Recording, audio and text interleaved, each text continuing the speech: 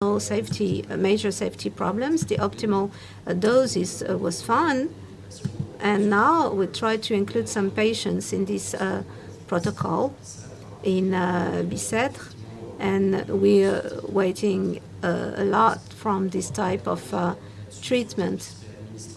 We've been working on the administrative aspects, and we will directly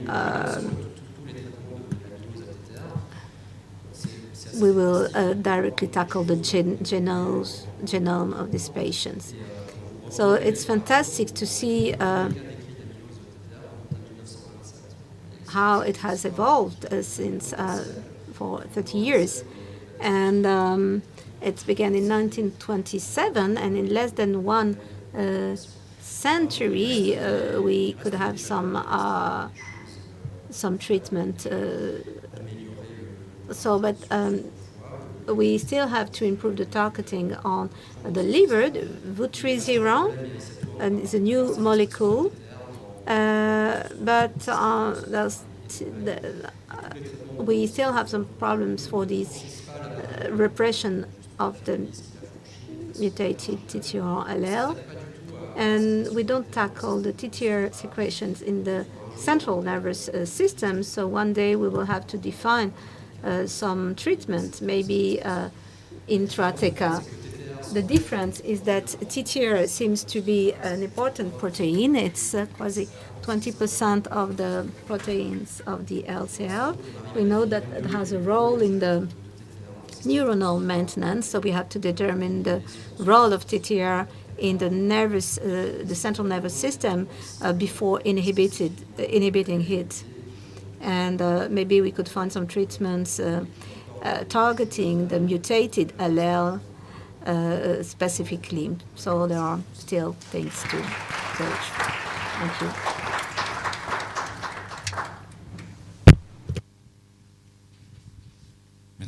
Merci beaucoup, Andoni, thank you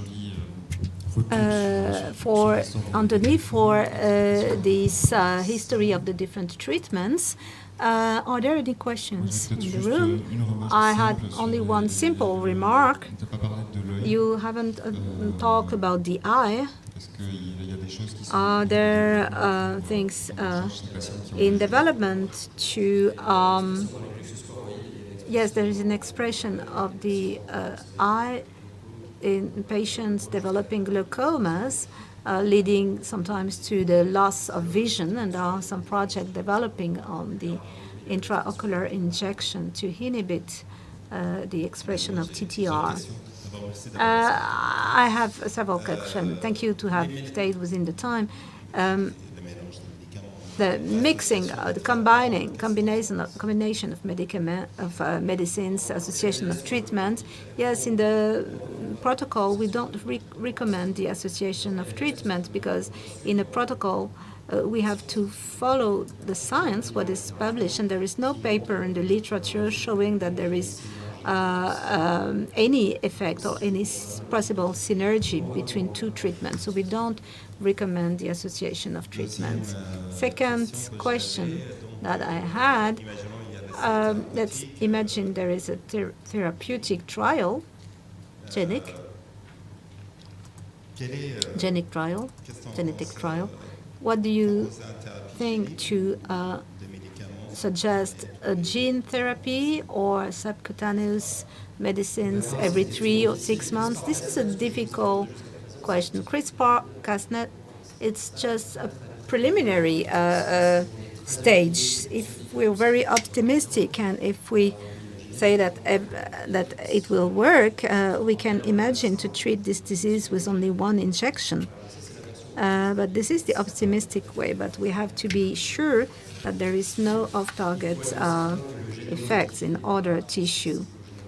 And the modified genome, also we have to be sure that it is not transmissible. So the aim of the protocol that we have at the moment is to explore these, but the patients included are age or old patients to be certain that there is no transmission. I'm sorry, I didn't use the right term. Jocelyn, just one question. In all that you presented, we suggest that we have to come early, but when we come late, what can you see in the present and the future? What kind of treatment? There is no indication for stage 3 and 4 for neuropathy.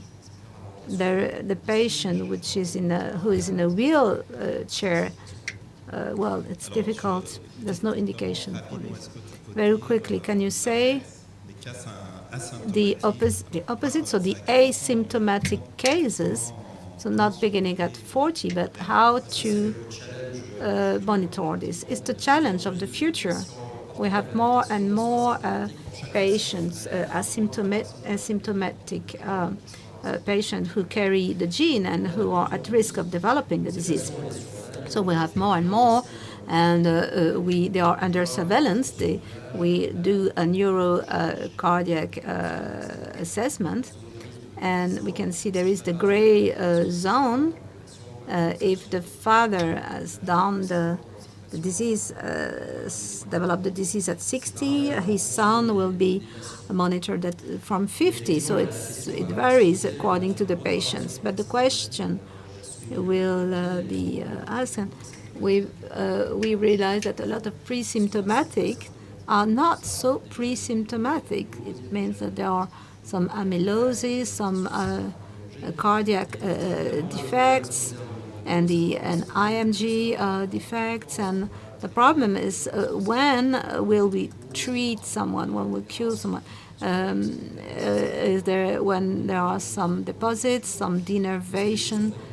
But we have known this in the pomp disease. In the pomp disease, we had some asymptomatic patient. They had some glycogen deposits, but there were no symptoms. So it will be difficult and interesting issue for the years to come. Thank you for your short answer. I can continue if you like. Thank you very much.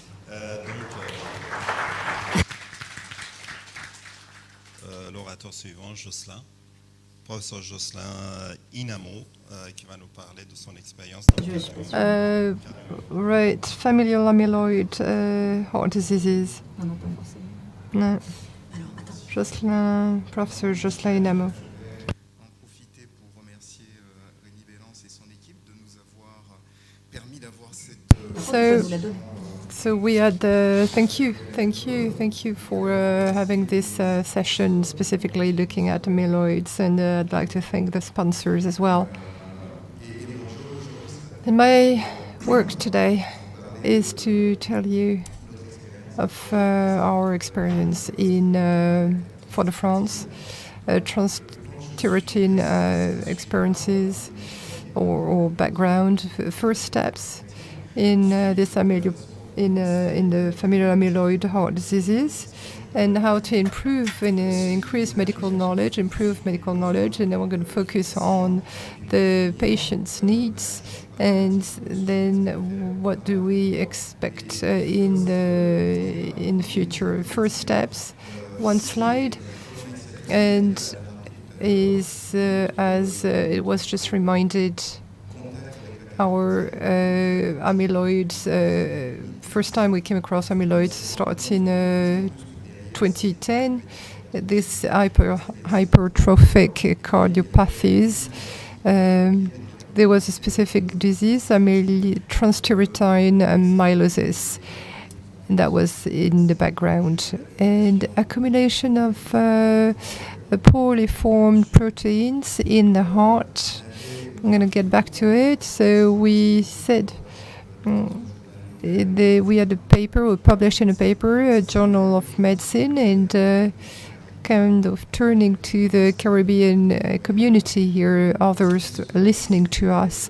The title was Green Apple Heart Failure. So this title was inspired. I didn't come up with it myself, but it was I got it from a cardiologist from St. Lucia. So from the start, we were we had those discussions with a colleague in Caribbean. This disease has no borders, and of course, if we have it here in Martinique, it's elsewhere in the Martinique. Elsewhere in the Caribbean. So we need to be working together. So here is a, just acknowledgement in taking this into account.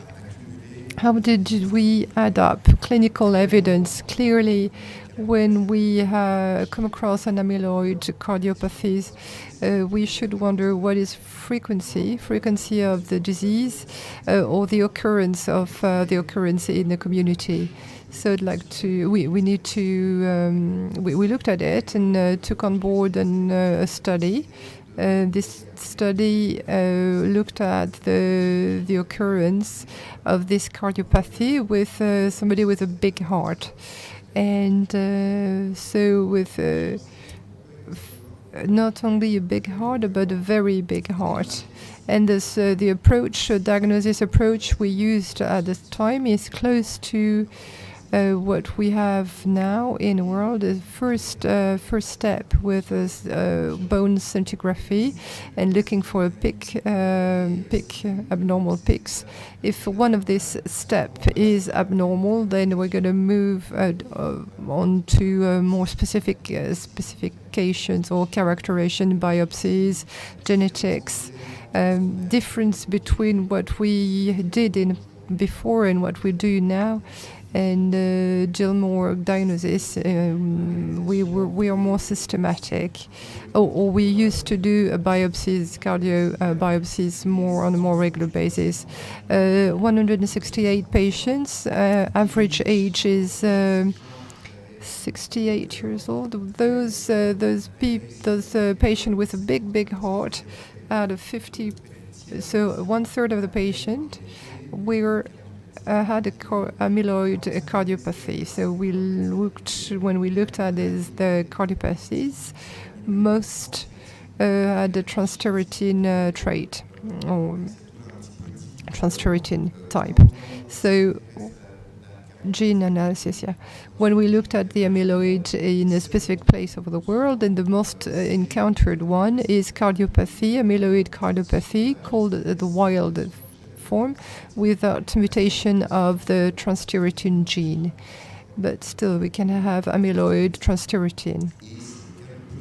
And that's the most frequent case we come across in the world. But this here, it's actually completely the opposite. We have two mutations, often mutation VAL107 and 122.1.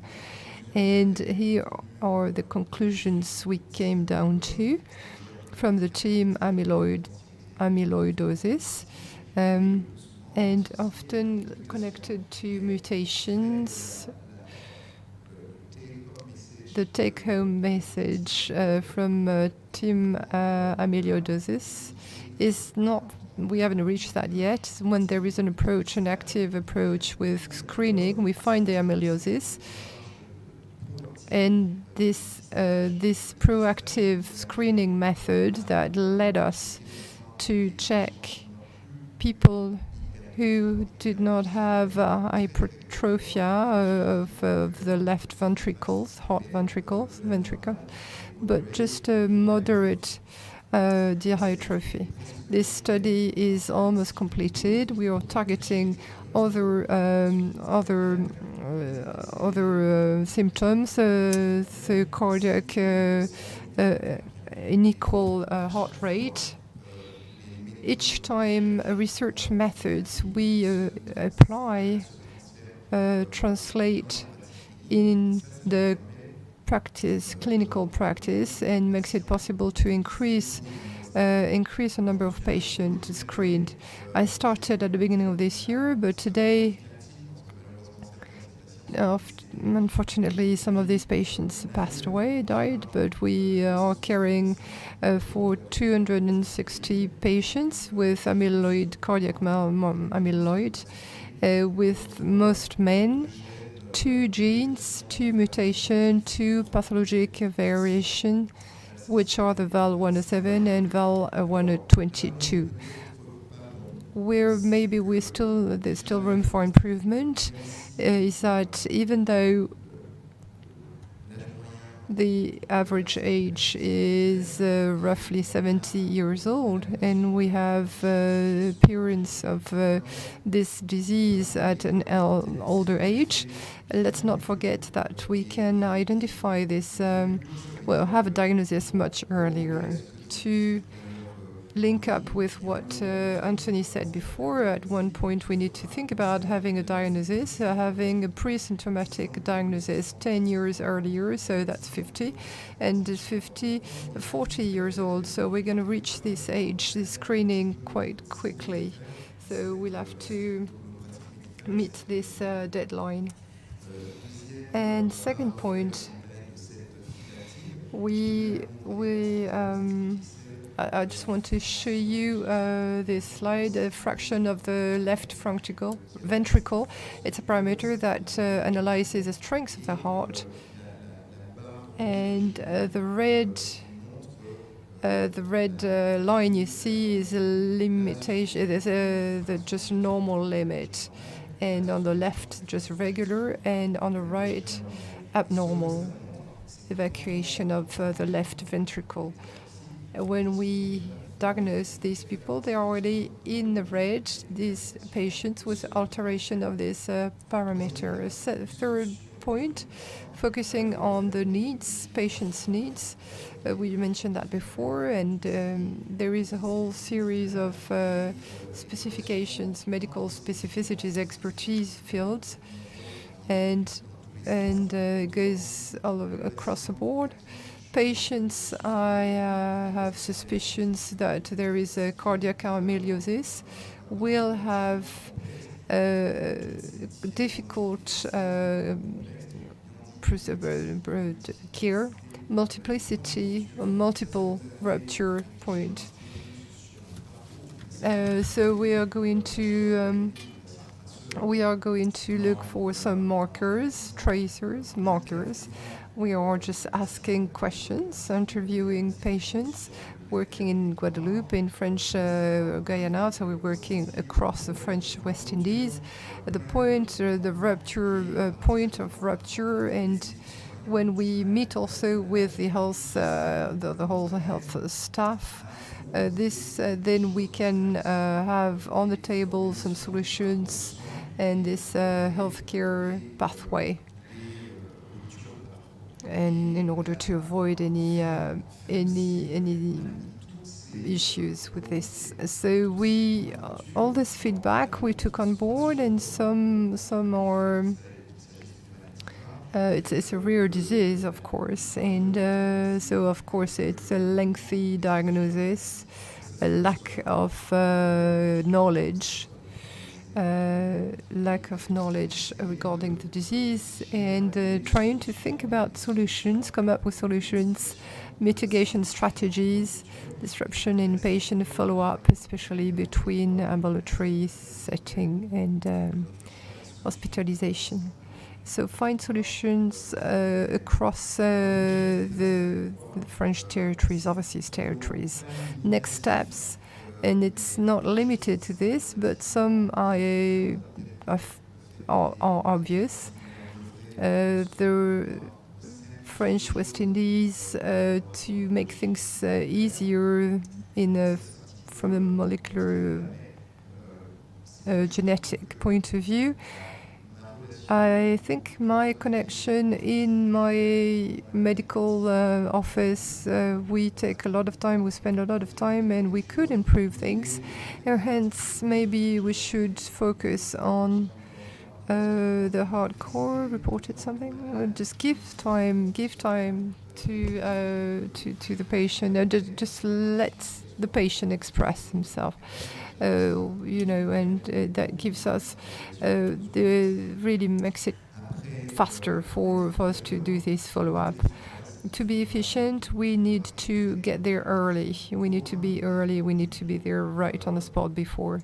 So how do we do this? Of course, there's a family background screening. We are doing this already, but I've got a colleague, and she, Dr. Bovanier, she's working with Dr. Bovanier, is a genetician, and there's a focus on the red flags, family red flags. So we need to be screening as soon as the first, these red flags are flagging up, and go and do more investigative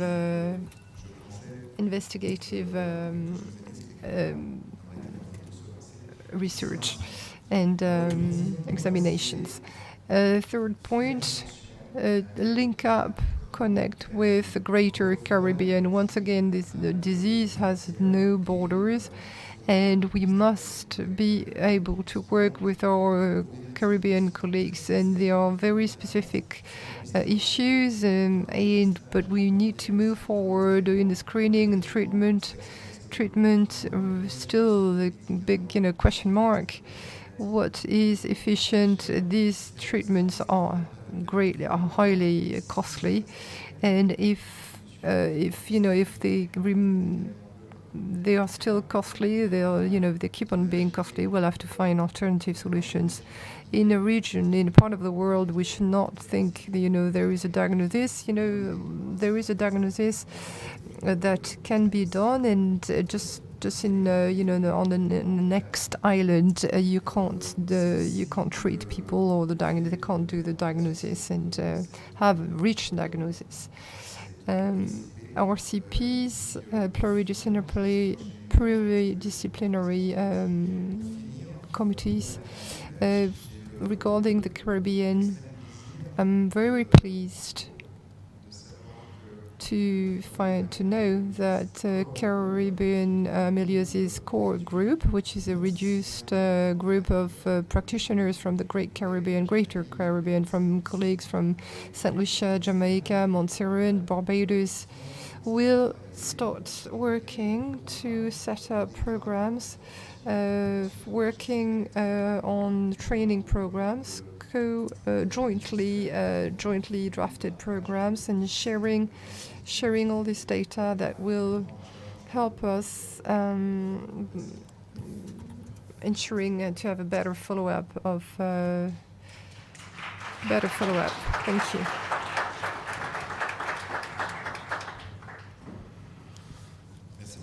Thank you very much, Jocelyn, and well done, and congratulations for being so dynamic, and it's really impressive, and despite all the issues you have encountered, to have everything in place.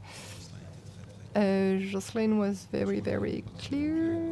Well done. Just one question, just one thing I'd like to say. There is no cardiac amyloidosis late. Yes, they are late amyloidosis, cardiac amyloidosis, the late ones, late onset. But we were really surprised, even if we knew for sure, some at 18, 19 years old, it's going to be so isolated. There's going to be a wild amyloidosis. There are mutations, yes. So we are a bit more systematic in the genetic analysis. What are the diagnostic testings for early screening? Well, we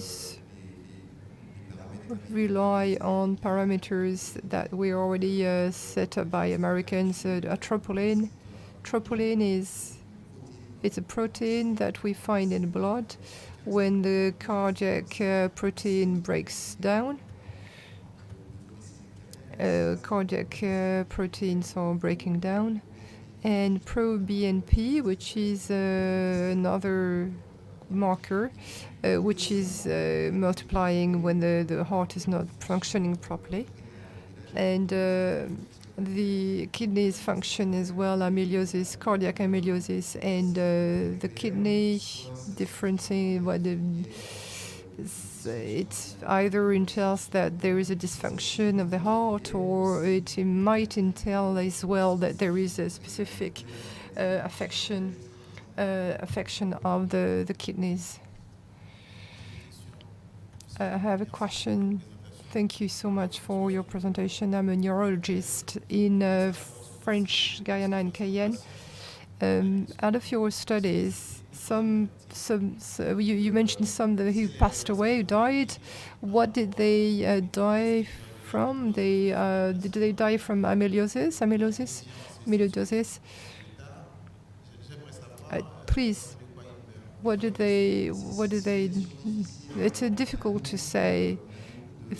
We have cardiac related cardiac related death, but even with death not directly connected to cardiac reasons, still suspect that there was a dysfunctioning of the heart. Cardiac rate. So you can see in a death certificate in the primary cause, which is not very informative. What we need, what we're interested in is actually the disease or the precondition that led to this, and that might be connected. So I believe the burden of cardiac amyloidosis is possibly quite heavy. And most likely connected to cardiac amyloidosis. Please, the last slide I forgot to show. Please.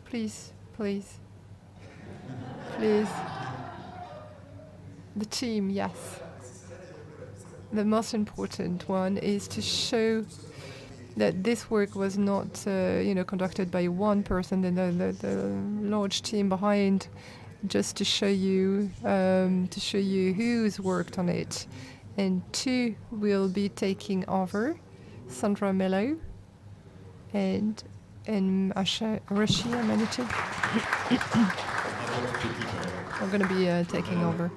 Thank you. Well done to the whole team. So next speaker is going to be talking about Sandra Miller. Cardiac echography. What is that? Cardiac ultrasound. Contribution of the cardiac ultrasound nurse. Contribution of the coordinating nurse.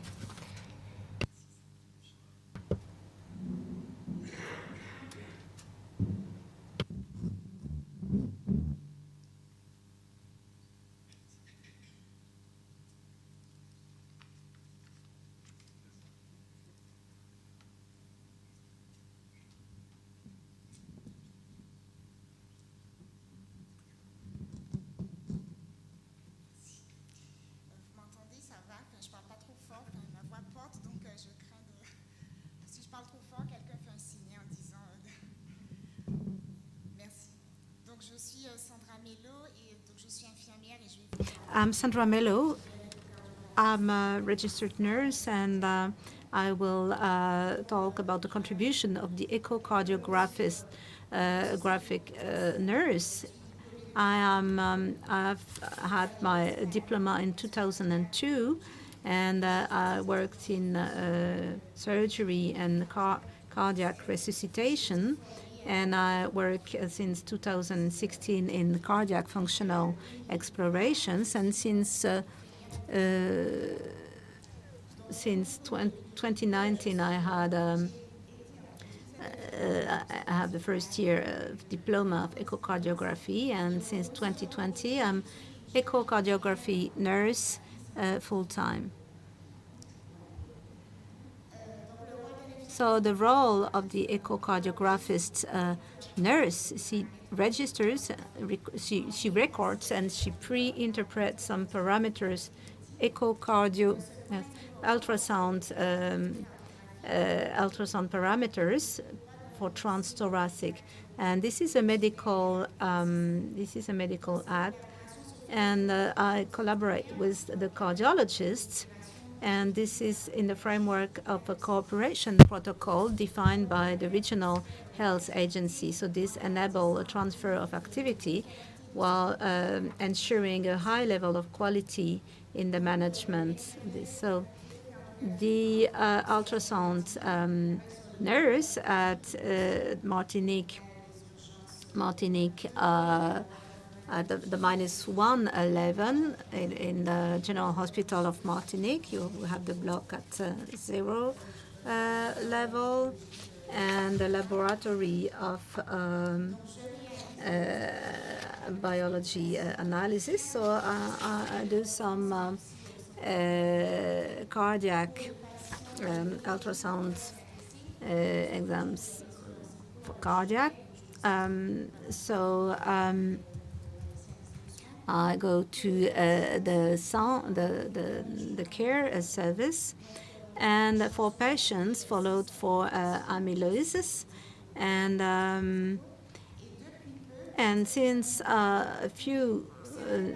since recently some patients of the circa. So I take the mobile echography, and I'm at disposal of the neurologist. So more concretely, a few images of echocardiographies to show what I do. So for those who know this, you will see some patients with cardiac amyloidosis. So in the structural analysis, we will note a hypertrophy of the VG wall. I forgot to call that this exam is a key exam in the follow-up and evaluation of the pathology, the cardiac pathology. This is a diagnostic tool, determining diagnostic tool. So in my practice, we will note a hypertrophy of the VG wall, or the interventricular septum.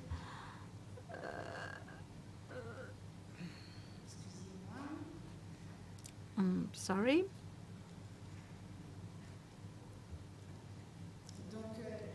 So we have a hypertrophy of the VG wall. We can have a hypertrophy of the interventricular septum, hypertrophy of the right ventricle. And in the cardiac amylosis, we have cardiac failure with some of the left ventricle which is preserved. And in the study of the ventricular function,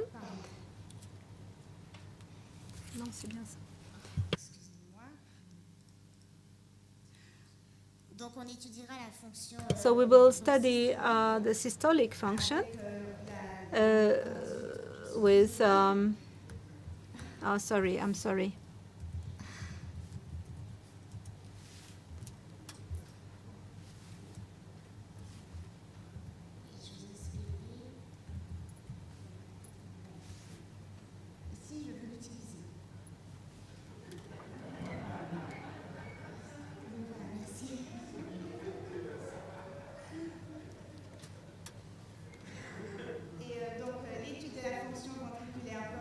So the study of the left ventricular function is the method of B-plan, and we also do the analysis of the stratum, the global ventricular, and so we have a natural card aspect typical for an amyloid, and we will study also the function of the left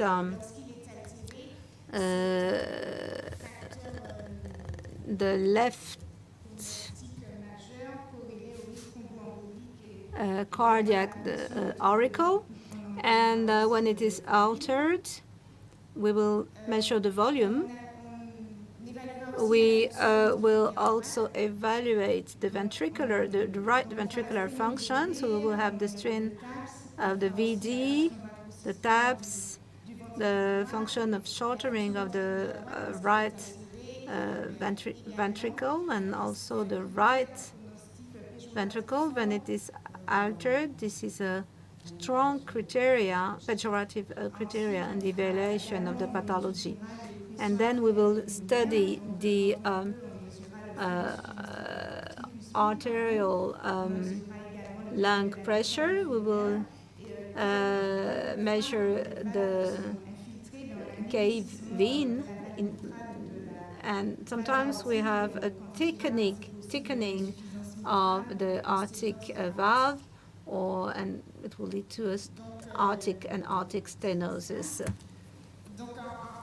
So the nurse will do a complete analysis of and detail of the cardiac echography. This is my job by using some the finest techniques like the string and the EVG. And as a conclusion, this collaboration responds to a need.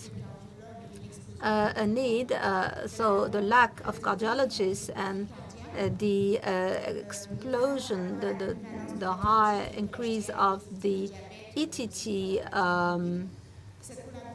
the cardiac ETT need, and it enables to reduce the time to the exam, and so this collaboration enables also a refocusing of the medical, the doctor's activity on the cardiologist will be in the consultation, more in the consultation with the patients, and it improved the collaboration between all the stakeholders, the actors, and so we optimize the pathway, the care pathway of the patient, and it offers an evolution of my professional exercise by enlarging my activities. And the last one, this is a human pyramid, and I find it quite representative of our collaboration. So the patient can be at the summit of this pyramid, but it's for them. I want to be this paramedical.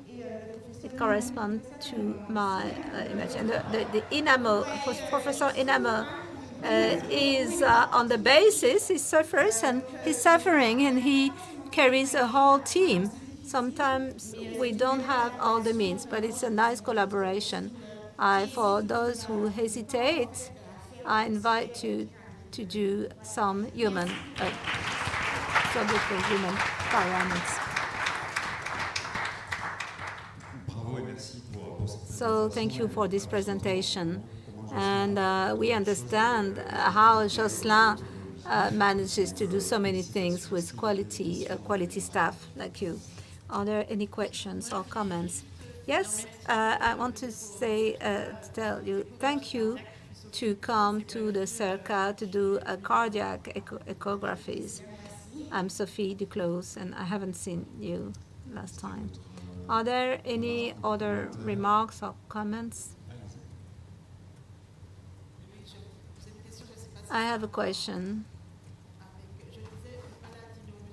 A neuromuscular disease, which has nothing to do with a cardiac problem. When we age, can we have a cardiac problem on the long term linked to the evolution of the development of the disease? So, Professor Enamo. It will depend on the type of neuromuscular disease. Some are associated clearly with a higher cardiological risk, and for the others, the cardiological risk is the same as in the general population. So it depends on the type of disease, and sometimes the heart is not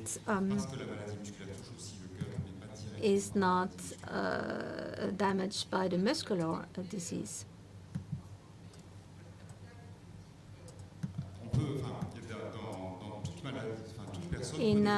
Everyone can develop a cardiac pathology in his life, and in some muscular disease, this is the same risk.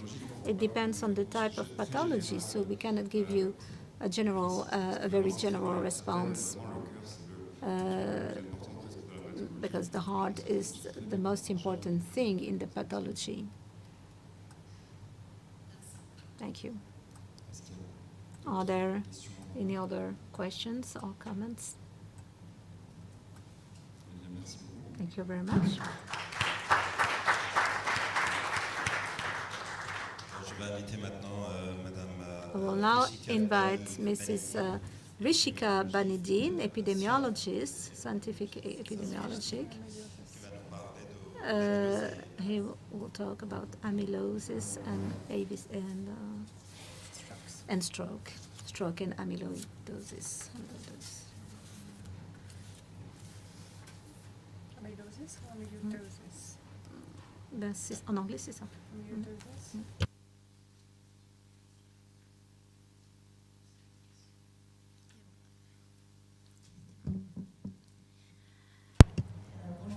Good morning. I'm Rishika Benedin, epidemiologist at clinical research at the University Hospital de Martinique. At the lecture as well. I'm going to tell you about a collective approach coordinated by Mr.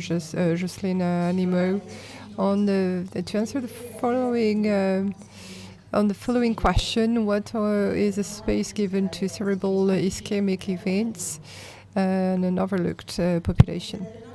The previous presenter presented and told you about amyloidosis with transthyretin, with genetic mutations, with African ascendants. I won't develop without more information. What do we know about the connection between TTR and the cerebral ischemic CIE? CIA, yeah, right. So the CIE, we're going to call it CIE, with patients with myeliosis AL, so Caucasian patients. With a CATTR, we only have sporadic few cases, a series, and very few observational studies report CIE in patients presenting CATR. Even less so of African ascendants. So what is the situation in the Caribbean, and more specifically in Martinique? In Martinique, predominantly Afro-Caribbean community, over 80% of the population, one of the French territories where the incidence rates are strokes are the highest in France. So the occurrence, Martinique's population. So 80% of the ischemic, in the light of assumed occurrence of transthyretin mutation form. The occurrence of an event, CIE could lead to finding out more about what we are looking for. So what would be the occurrence or frequency of CIE with patients with ATTR? And how would it be useful to use a systematic screening, whether transthyretin in its wild form with patients with a systemic, with a cardiomyopathy something. There was a ongoing study, prospective, and addressing this question or trying to answer this question. Dr. Inamo In the next part of this presentation, we're going to try and answer the first question, the specific traits of the CIE, Afro-Caribbean patients. We adopted this retrospective approach analysis of in real-time data with these patients at the ATTR that we're monitored, followed up in Martinique between 2009 and 2019. So 120 patients, average mean age is 67 years old, 60 years old. 52% occurrence of at least one factor, just cardio typical. So you have the figures on the screen. Almost 60% of the patients are what? And so I wanted to tell you about this this program, ATTR muted ATTR and with a VAL122 mutation. Based on the CIE characteristics, 30% of the sample had the CIE, and that was divided up as follows: 3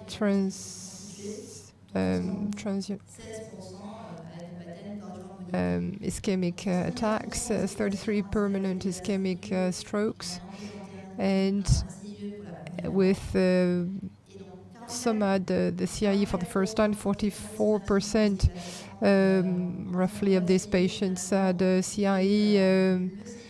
The CIE was revealed, the CATTR,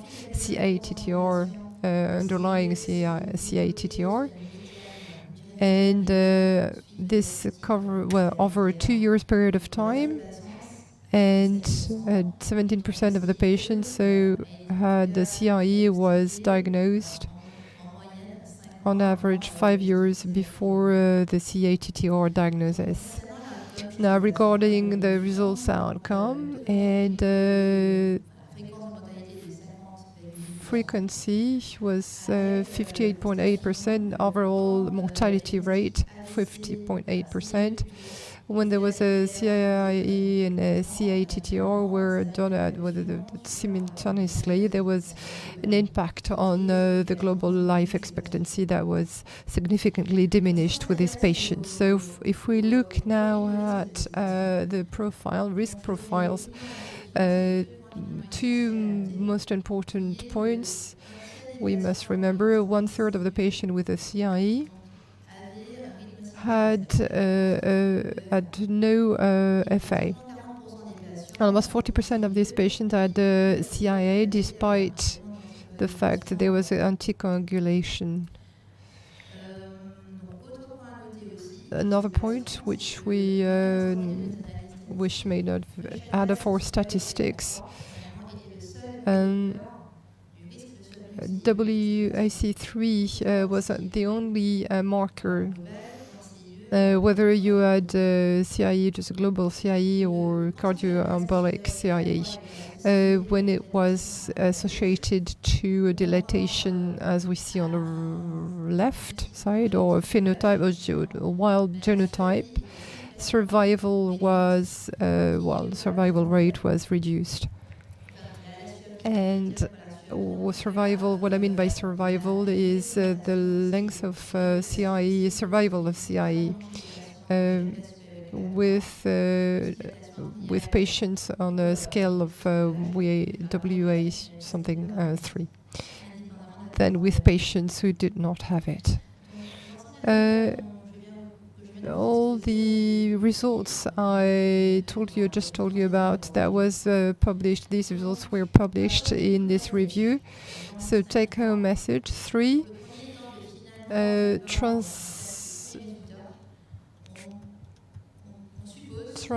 so we assume that the CIE with the CATTR patients is rather frequent. And in our sets of patients, it led to bring up that the CA-TTR was present with simultaneously CA-TTR was rather negative diagnosis for the patient.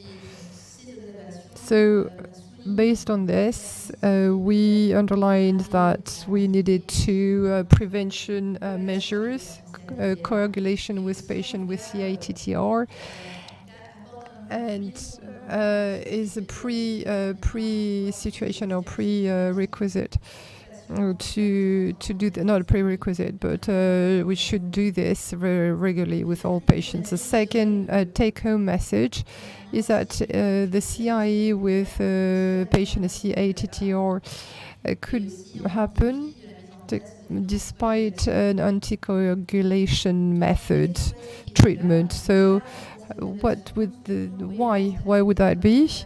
That would actually be in line with former research, and these researchers pointed out that this myopathy were induced by a thrombus, cardiac thrombus. The mechanism could be linked up and connected either to a failure of the mechanic left part of the heart, or the aggregates monomer, or that would interact with vessels, with coagulation factors, probiotics. So we noticed that it's best to assess just thrombotic risks, thrombus risks. The third and last message, wondering whether the strategies anticoagulation to adopt with CA-TTR patients with and we should maybe follow up the patient better or closer. I told you about the VASC scores 2 to 3. We should really look carefully or closer at this patient, maybe have treatment, preventive anticoagulation treatment. Thank you for listening. Thank you very much. Brilliant presentation, and it was really the publications that ended up with a publication in a journal, and brilliant. Any questions? No questions?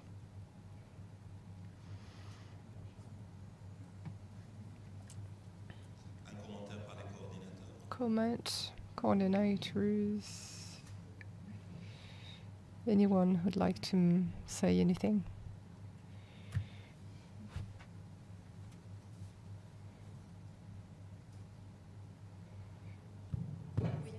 Yes, thank you, Rishika, for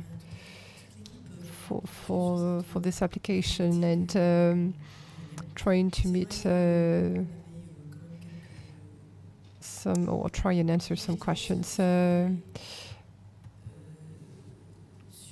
And when there is a stroke, to link it up to amyloid myopathy. These patients are usually with certain age, elderly, so we assume that there is a connection. It's cardioembolic. I don't know. What about your control? Did you have a control group to try and see, the strokes, the stroke rate, and see if there is a correlation or if there is a. Very interesting. Yes. Yeah. No, we didn't do this with a control group, but yes, we could. Yes, we should. Yes, we should. Yes, definitely. Yeah, we should have a control group. It was exploratory method, so exploration basically. So yes, indeed, in the range of projects that are ongoing in looking at strokes, yes, there are going to be patients definitions, that we're going to fine tune our research. Yes, go ahead. That was conducted in Martinique, yes, right? Martinique based, yeah. Well done, thank you. The series or the sets that you looked at, the people you looked at, amyloidosis, was it diagnosed before or the stroke? What is the various steps? Yes, we started from patients with patients with already an amyloidosis diagnosis, and there was an investigation by going into depth with the medical files. Was there a stroke before the CATTR, or same time or afterwards? Yeah. Yes, some were already treatment, anticoagulation treatment. The non-targeted treatment, but just a typical anticoagulant treatment, but not specific ones, with targeted protein, binary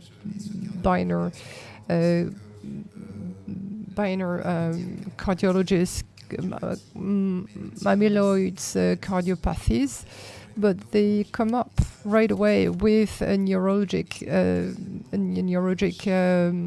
trait or a neurologic problem. The neurologic issue or state is really the basis. So we, as cardiologists, we should be look at it from a different point of view and see that we are not just preventing cardiopathies. We are trying to also ensure that our patients do not have stroke, and especially living in the French West Indies, where we know strokes are great occurrences. There are high occurrences. We have amyloidosis. So what do we do? Amyloidosis. What do we do? What do we do with amyloidosis? We have a treatment in play. Well, that's a good transition. Okay, let's move on. And he's cardiologist, and he will present the therapeutic development and research, the results, research results.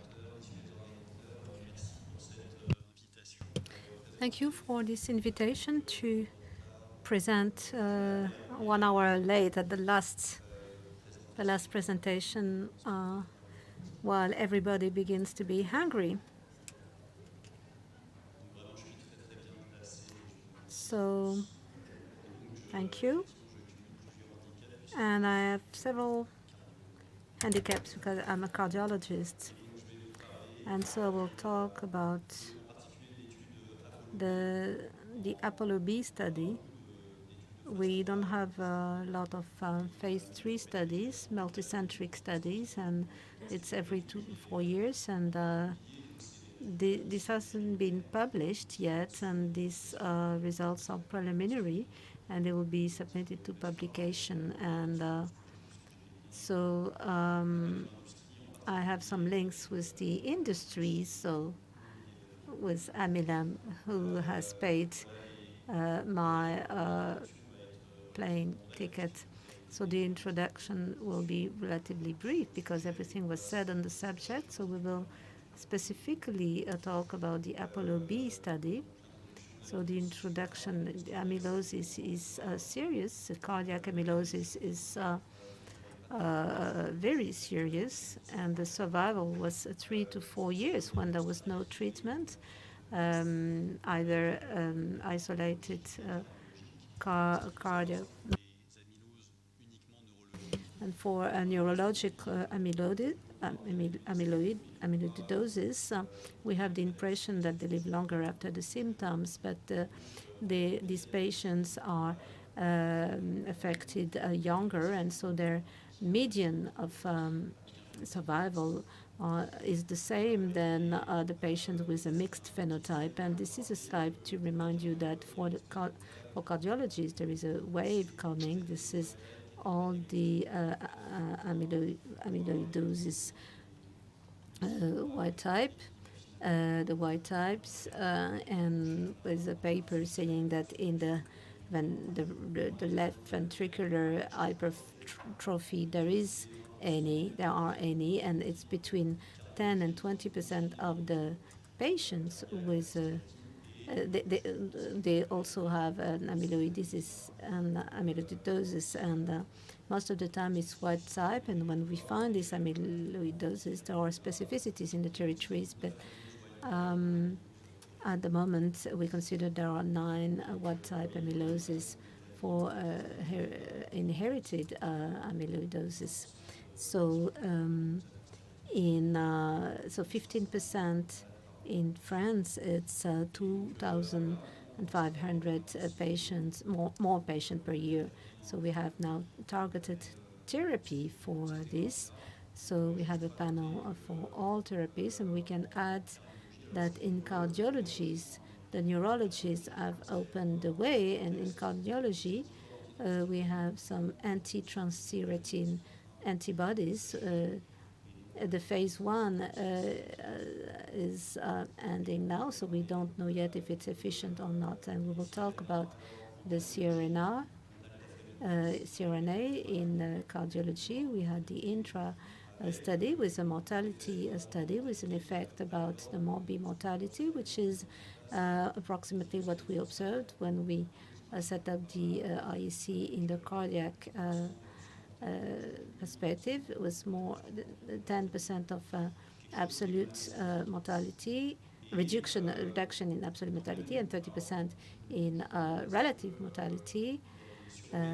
So there are surrogating points which are interesting, because this would be the criteria of primer analysis of the Apollo B study. So in attract under placebo, the patient were losing 15 meters of margin tests per year, of 6 minutes per year, and this alteration was reduced of half under tafamidis, and there were some effects, non-significant effect on the thickness of the ventricular thickness ventricular wall, and there was no inverse remodeling. So Sirena, so this is something that will inhibit the transthyretin synthesis, and there is for amyloidosis and transthyretin. So this is similar, because this is a toxic protein, and the chaos of transthyretin is something that is viable. And the production, we have some tools to target this hepatic production, and there was this history saying that if you replaced the mutated transthyretin by wild type transthyretin, there was an efficiency. So several plates have been tested. The patisiran had a good success, and some are still studied. The vutrisiran, there is a fast trans study of this, and so this was the Apollo study showing that it was good on the neurological form. And in the Apollo study, there were half of the patients that had a mixed action, and there was a preservation of the walking test, and there were some surrogating points on the biomarkers, and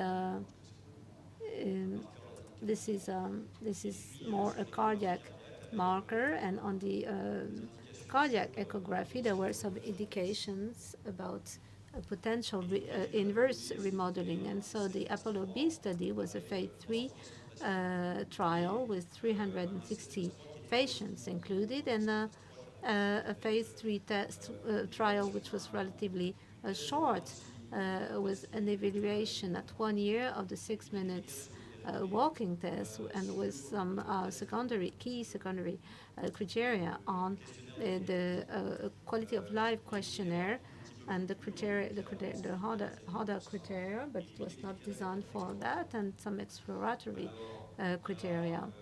And so we will see all these lines one per one.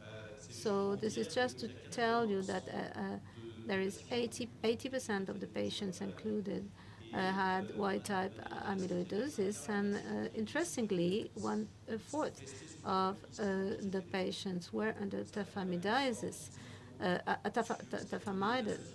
and they remained on this medicine during the study. So the 6-minute walking test, which was the primary criteria, it fluctuates a little, but it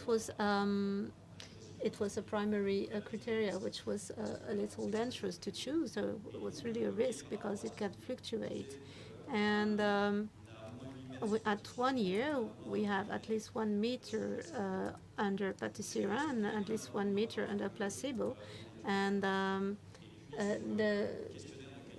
the patients were less serious than the ATRAC study, and we can see that there is a degradation under placebo, and on the life death mortality criteria,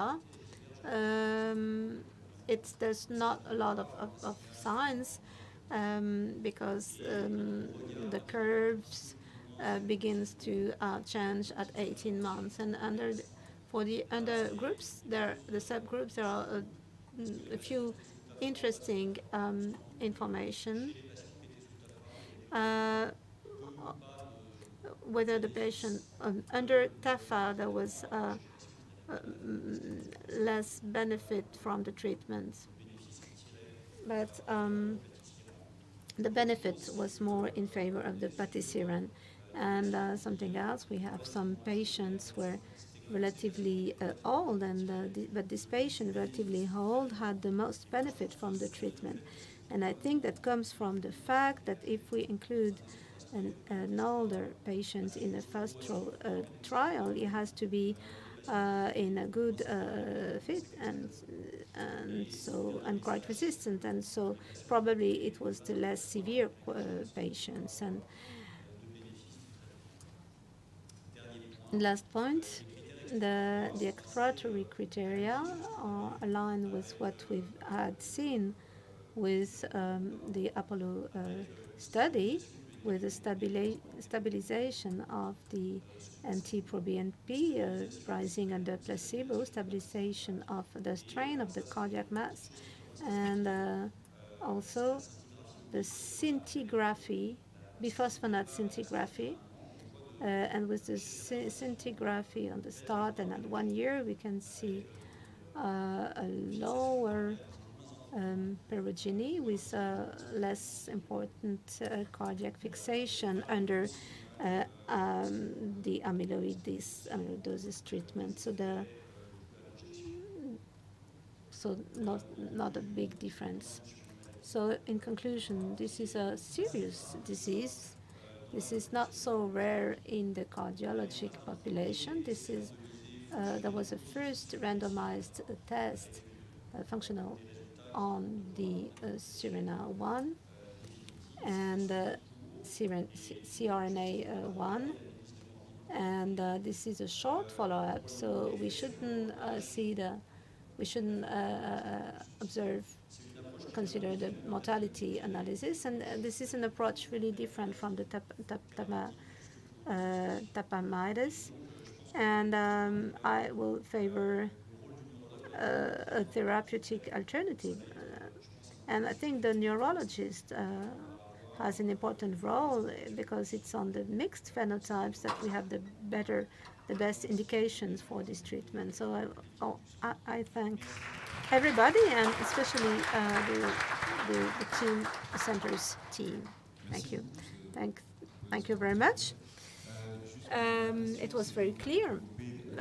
Apollo B only lasted 1 year? Yes, that's correct, because ATTRACT, the results were taking more time to come with the tafamidis, so maybe with 1.5 years and 2 years, maybe we would have seen a difference. This is ATTRACT. The mortality begins to change with ECTIC with 18 months. At 18 months, this is a study, a short-term study. Any questions or comments from from the room, from the audience. So thank you, Vincent. I've never had the opportunity to see this detailed presentation of Apollo B. In the patients who were already under tafamidis, do we have any data to say that they were responding or not, so that we can understand about this information, the fact that the baseline group doesn't seem to have some benefits of patisiran. This can be seen in two ways. First, there was a management of the physiopathologic cascade, and second possibility, they were included in Apollo B because they were non-respondents to the tafamidis. And so we put some black sheep in the trial, and it doesn't work. But we shouldn't say that on this treatment you will have 100% of a responding patient, because for TAFA there are non-responding, and for cardiology too. And when we have a really advanced form of the pathology, it's difficult to respond, to have a response. So we have to see the published data. On the methodological point of view, how on the ethical level, how can we not treat the patients? This is a good question. When they launched Apollo B, we told them we cannot have some patients under placebo. It's not possible. And they accepted to have some slots which were for patients under tafamidis. And in the countries where the tafamidis was available, these patients were included. And for patients under placebo, it was done in countries where the tafamidis was not reimbursed, like the UK. Also, there are a certain number of countries where the tafamidis is not reimbursed. So it explains the heterogeneity of the different groups. Are there other protocols? Helios B, which is a randomized effect, which is in progress at the moment on the follow-up phase, and the criteria are approximately the same, but this is a study on mortality at 3 years. And so the primary evaluation criteria will be a criteria of mortality. I come back to Apollo. I think it was Apollo at the time. It was neurologic. There were some cardiologic exploratory criteria. So in this, were there some neurologic exploratory criteria to see because we have the impression that there are about 30% of patients with wild amyloid cardiopathy,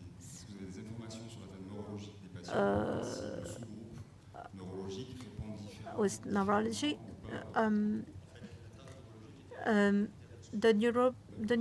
The neurological impairment was a criteria of exclusion criteria, so there were no neurologic patients. When we began in France, the neurologic impairment was an exclusion criteria, including on the wild patient, but the neurology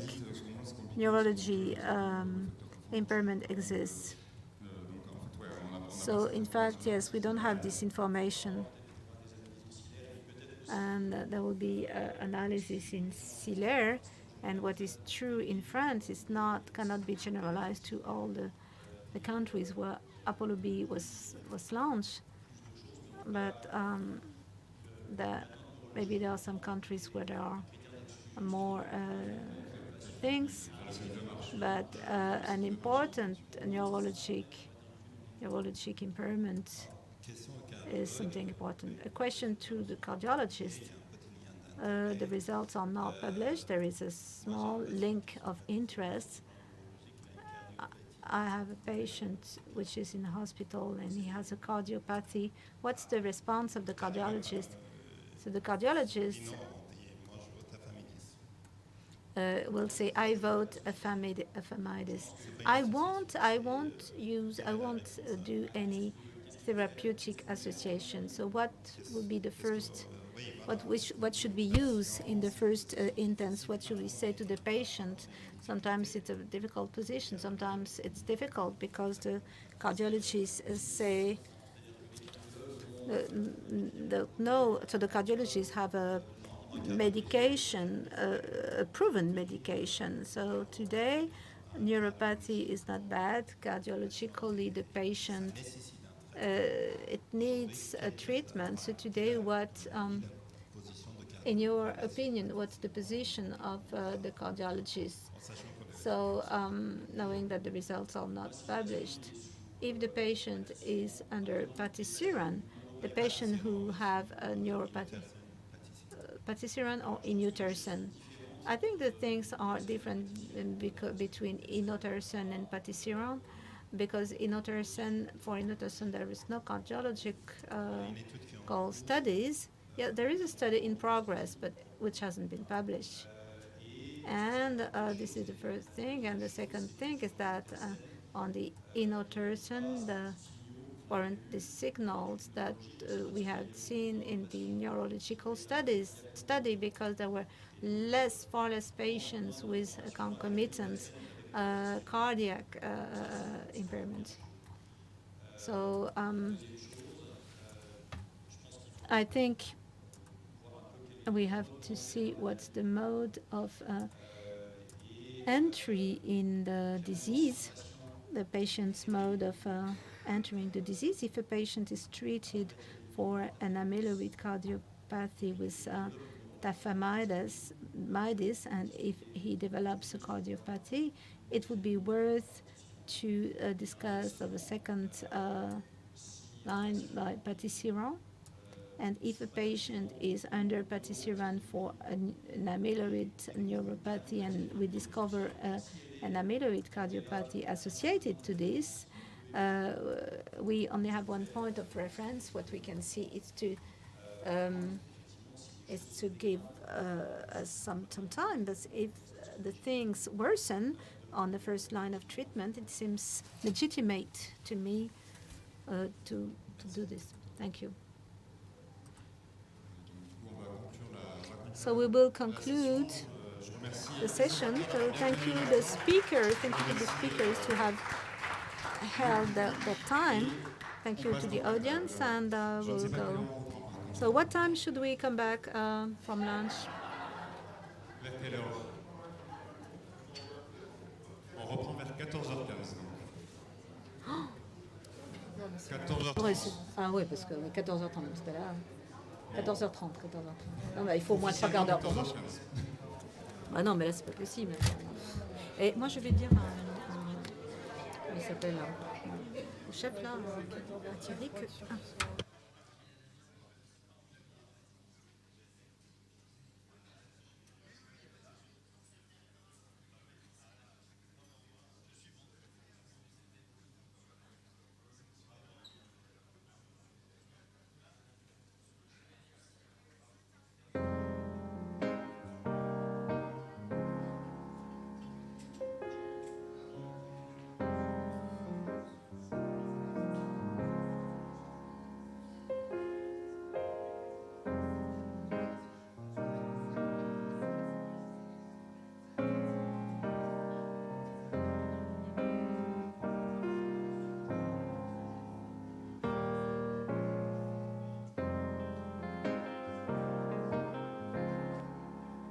I'm looking for a boy, 'cause I know I'm enough, babe.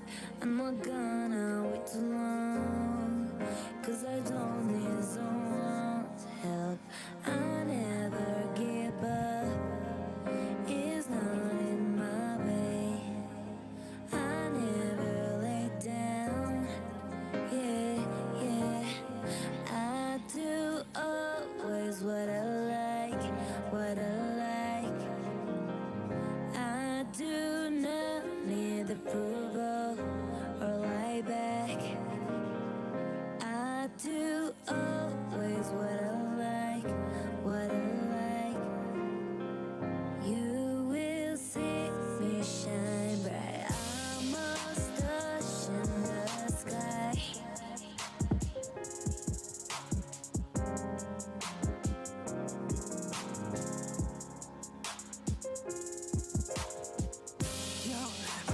them matching, hey, the way you thump on the bumper, yo, it be not something, no, yeah, the way you bump like a thumper, yo, I said them matching, hey, the way you thump on the bumper, yo, it be not something, no, yeah, the way you bump like a thumper. I'm looking for a boy, 'cause I know I'm enough, babe. I'm not gonna wait too long, 'cause I don't need someone's help. I never give up, it's not in my way. I never lay down, yeah. I do always what I like, what I like. I do not need approval or right back. I do always what I like, what I like. You will see me shine bright. I'm a star in the sky.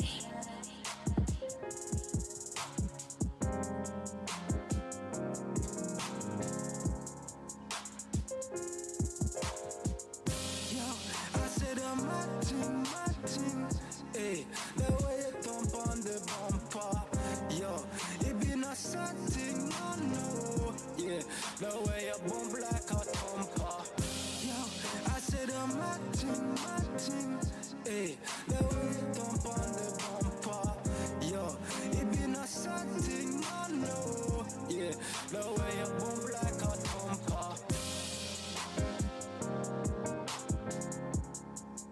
I'm looking for a boy, 'cause I know I'm enough, babe. I'm not gonna wait too long, 'cause I don't need someone's help. I never give up, it's not in my way. I never lay down, yeah. I do always what I like, what I like. I do not need approval or right back. I do always what I like, what I like. You will see me shine bright. I'm a star in the sky.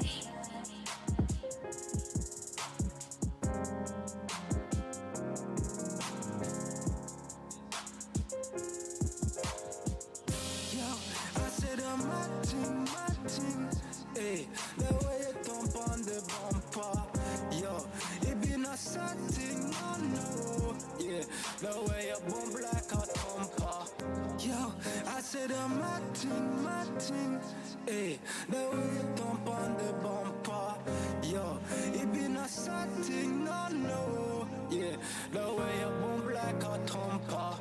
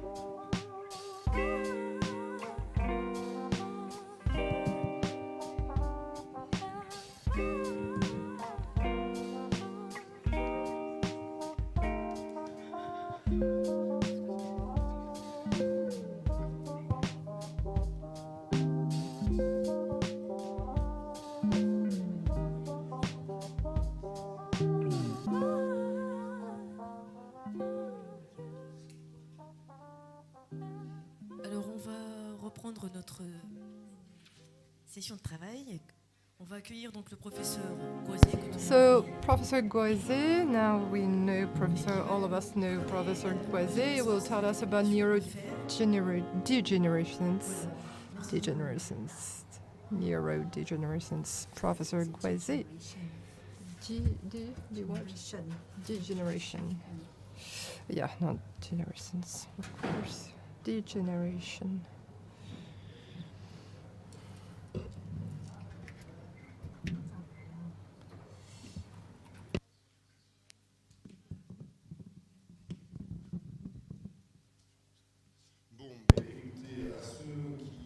Well, to those who are courageous enough to be here, thank you for being here. Well done for hanging on. And rather than trying to, well, I'm doing my presentation in half an hour. I'll do it in 15 minutes, trying to catch up time a bit. Yeah. So. And neurodegeneration and brain something accommodation. Neurogenerative, so abnormal accumulation. It's fairly has been described fairly recently. There is it is not just one disease, NBIA, but each entity. There is a overlapping of various clinical signs. And 1 out of 1 million when you take all the known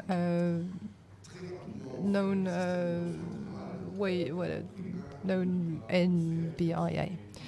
So it's iron. 1 to 2 milligram a day is absorbed, and in the central nervous system there is not much iron. This iron is distributed in to different organs, some neurons, nervous system, some parts of the human body have got heavier content, iron content. I'm going to go over this quickly just to tell you that iron is a cofactor of various cellular factors, or intracerebral is not well understood at all. The actors as we know them today in the body are also involved in the whole system, and overall the receptor is a key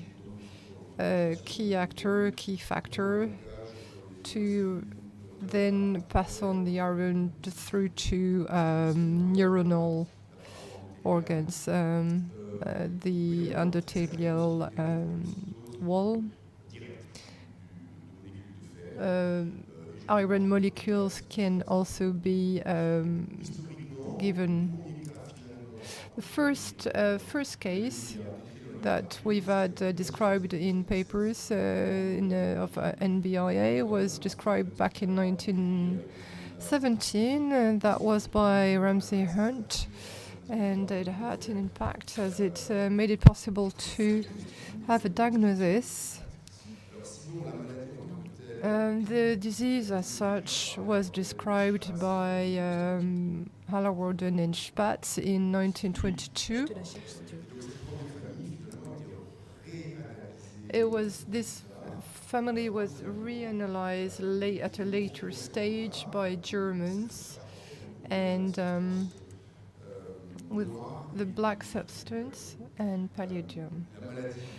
The disease retained these eponym traits, and that were left out, and that were something to do with the Second World War, and Ehlers-Danlos syndrome. Positive diagnosis is the MRI, cerebral brain MRI. Rather than describing it, I'm going to show you a few pictures of it.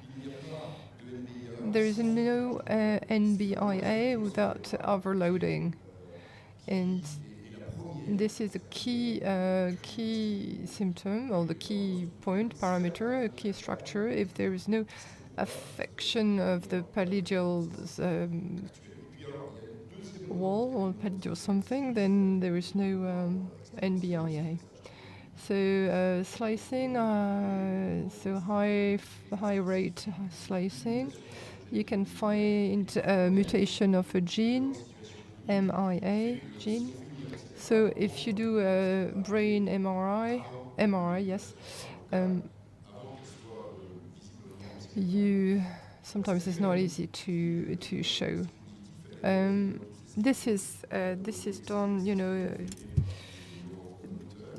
with motor symptoms, extrapyramidal cerebellar part of the brain, epilepsy as well, abnormal movement, brain function, intellectual function.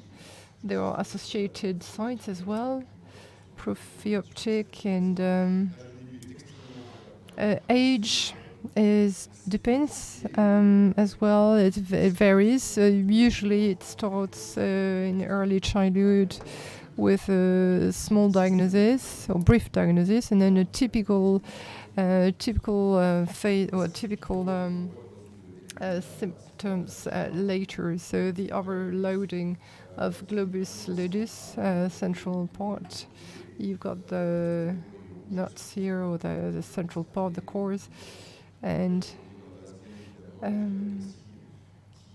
there's typical sign that was defined by the former Ballenspatz syndrome, the eye of tiger sign, with a hypo intensity of this part, cavitation, a progressive cavitation, cavity, hypo signal around.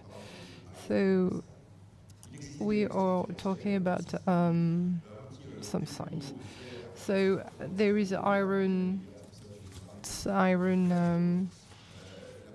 The first cause of this iron overload is of natural origin. So after a certain age, you often see these structures, especially those already with iron, loaded with iron. And this is due to aging. Neurodegenerative disease are connected to a progressive atrophy. And you have also an overloading of iron overloading. Hyposignals, ferromagnetic, and a leg syndrome as well, which is a hyper intensity rather than hypo intensity. So what we see once, twice a year from a neurologist.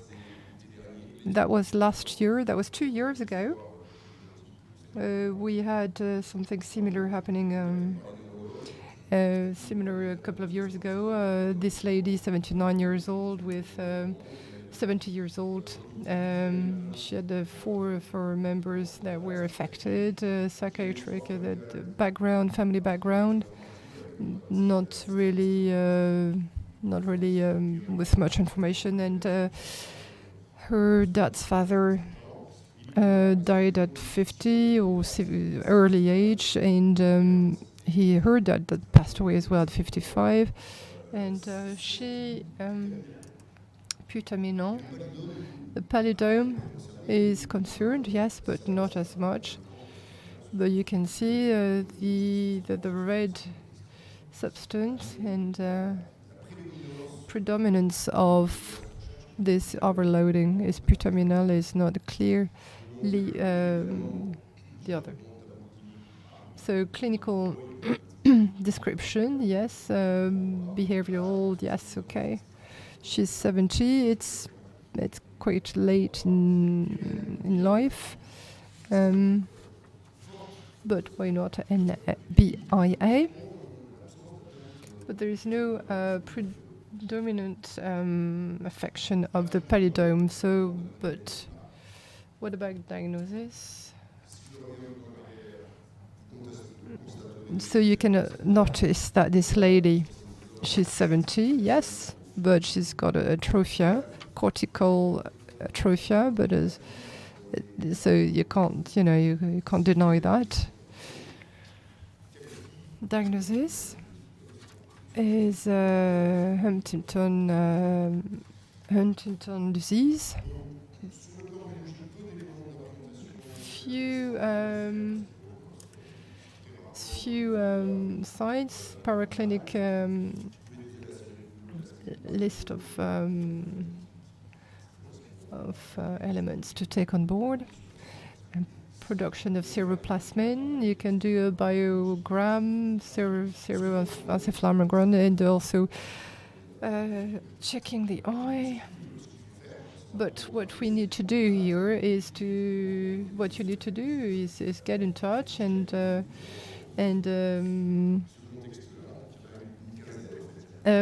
there are about 14, 15 NBIA, so there are some similar. So 15 genes are studied in Bordeaux.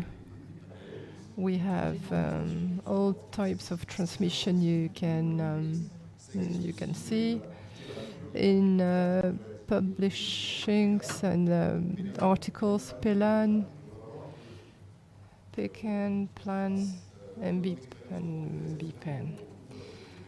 So we also have the same. We've actually so the same as in what we have in articles. In slightly 1/3 of the cases, we run a diagnosis, non-diagnosis, fake NBIA, real disease, neurodegenerative disease. But other ones, mutation in all the allele that we actually know. For these sub-entities, PCAN was described in 1997 and discovered again in later. PCAN is a differentiated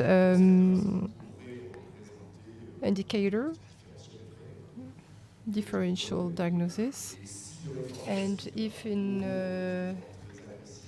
the regular forms, it's one death before the dystonic tables, sudden aggravation. Not uneasiness, dystonia.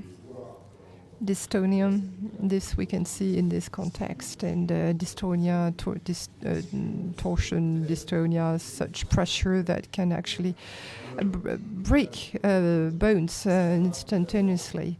So you have to be careful. First, if you see that the state of a child is worsening, you need to bear in mind that there are sudden fractures and that can really worsen the patient's life quality.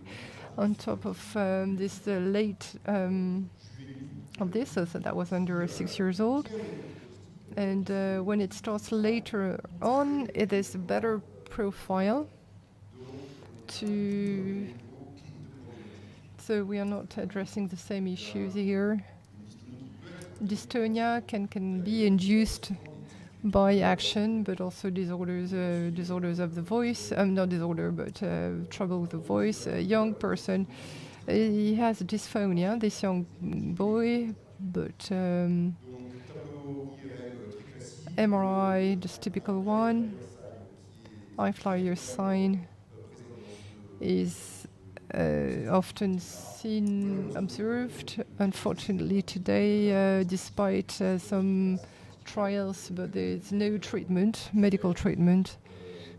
It shows something to do with iron, this improvement. Second, more frequent of NBIA is phospholipase A2 associated neurodegeneration plan. Neuropediatricians know this as a neuroaxonal dystrophia, so that's how they described it, INAD. After later in life as well, after even 30 years old, that can be triggered, or the onset can be later. In Pelan, there's no treatment either. Third is a BPAN, so beta-propeller associated neurodegeneration, which is going to have some various forms of severity. And a young person is on the X chromosome, and men, women do not evolve in the same way, but there is alteration at an early stage in this form. No black forms. And pencil lining is also putaminal pencil lining. I'm going to show that to you on a photo just afterwards. And today, no treatment. And the last one is mitochondrial membrane protein associated neurodegeneration. Not good prognostic diagnosis or prognostic. It's the gene is different. So this putaminal pencil lining is the gene is C19 or F12.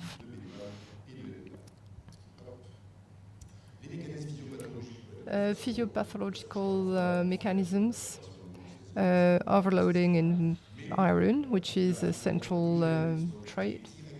Two genes are involved directly, and this myostasia. Other genes are involved in alternative ways and in the alteration. So either the iron homeostasis associated proteins and complex systems. And now I'm going to skip that. Some studies are trying to list all the entry points, really. Make a list, comprehensive list of all these. Orientation or ways forward. Okay, we're going to skip that. And I hope I stuck to my 15 minutes. Are we, is this, yeah, did I keep to my 15? So biomarkers, diagnosis, up to now there's no correlation between the overloading and the disease. Some of these entities are trying to slow down, or, are attempting at slowing down. For BPAN, the overloading starts, between 8 and 12 years old.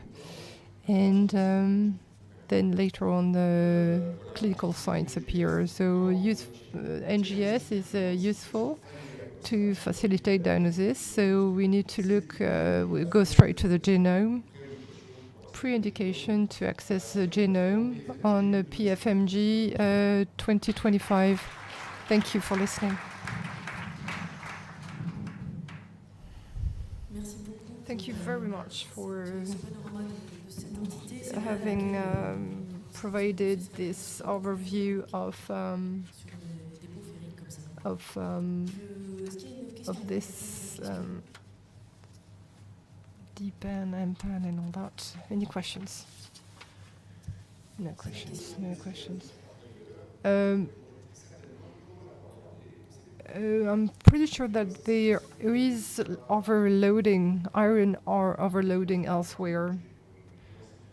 But please show just have my last slide again on.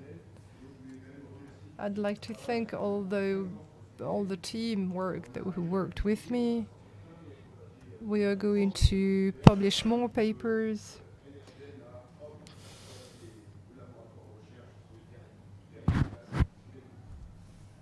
So being very efficient.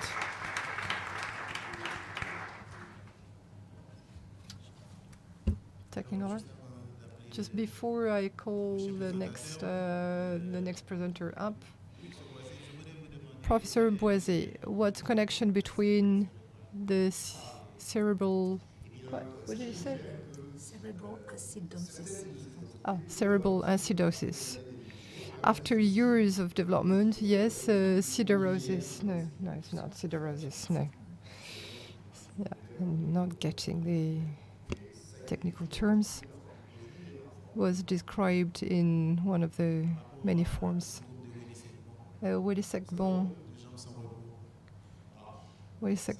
syndrome. You know, the legs keep moving. Yes, well, there are some pathologies which in some neurodegenerative pathologies we can look into this syndrome, but in most cases we are staying away from these syndromes, trying to validate them.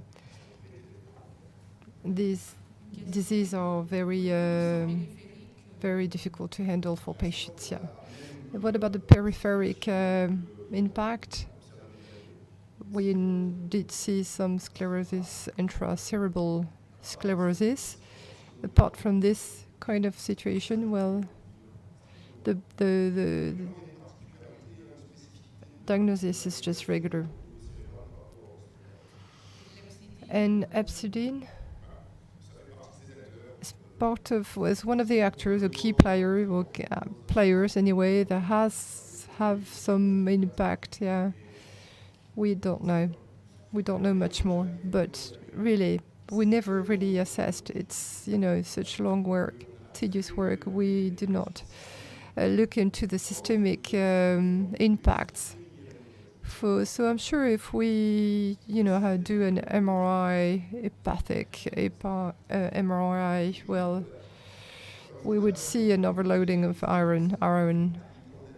There are some atypical forms and onsets at various ages, so 19, 20, and so on. In my last slide, there is a dominating form with DFTSR mosaic mutation that was diagnosed, and we found mosaic mutation in the brain.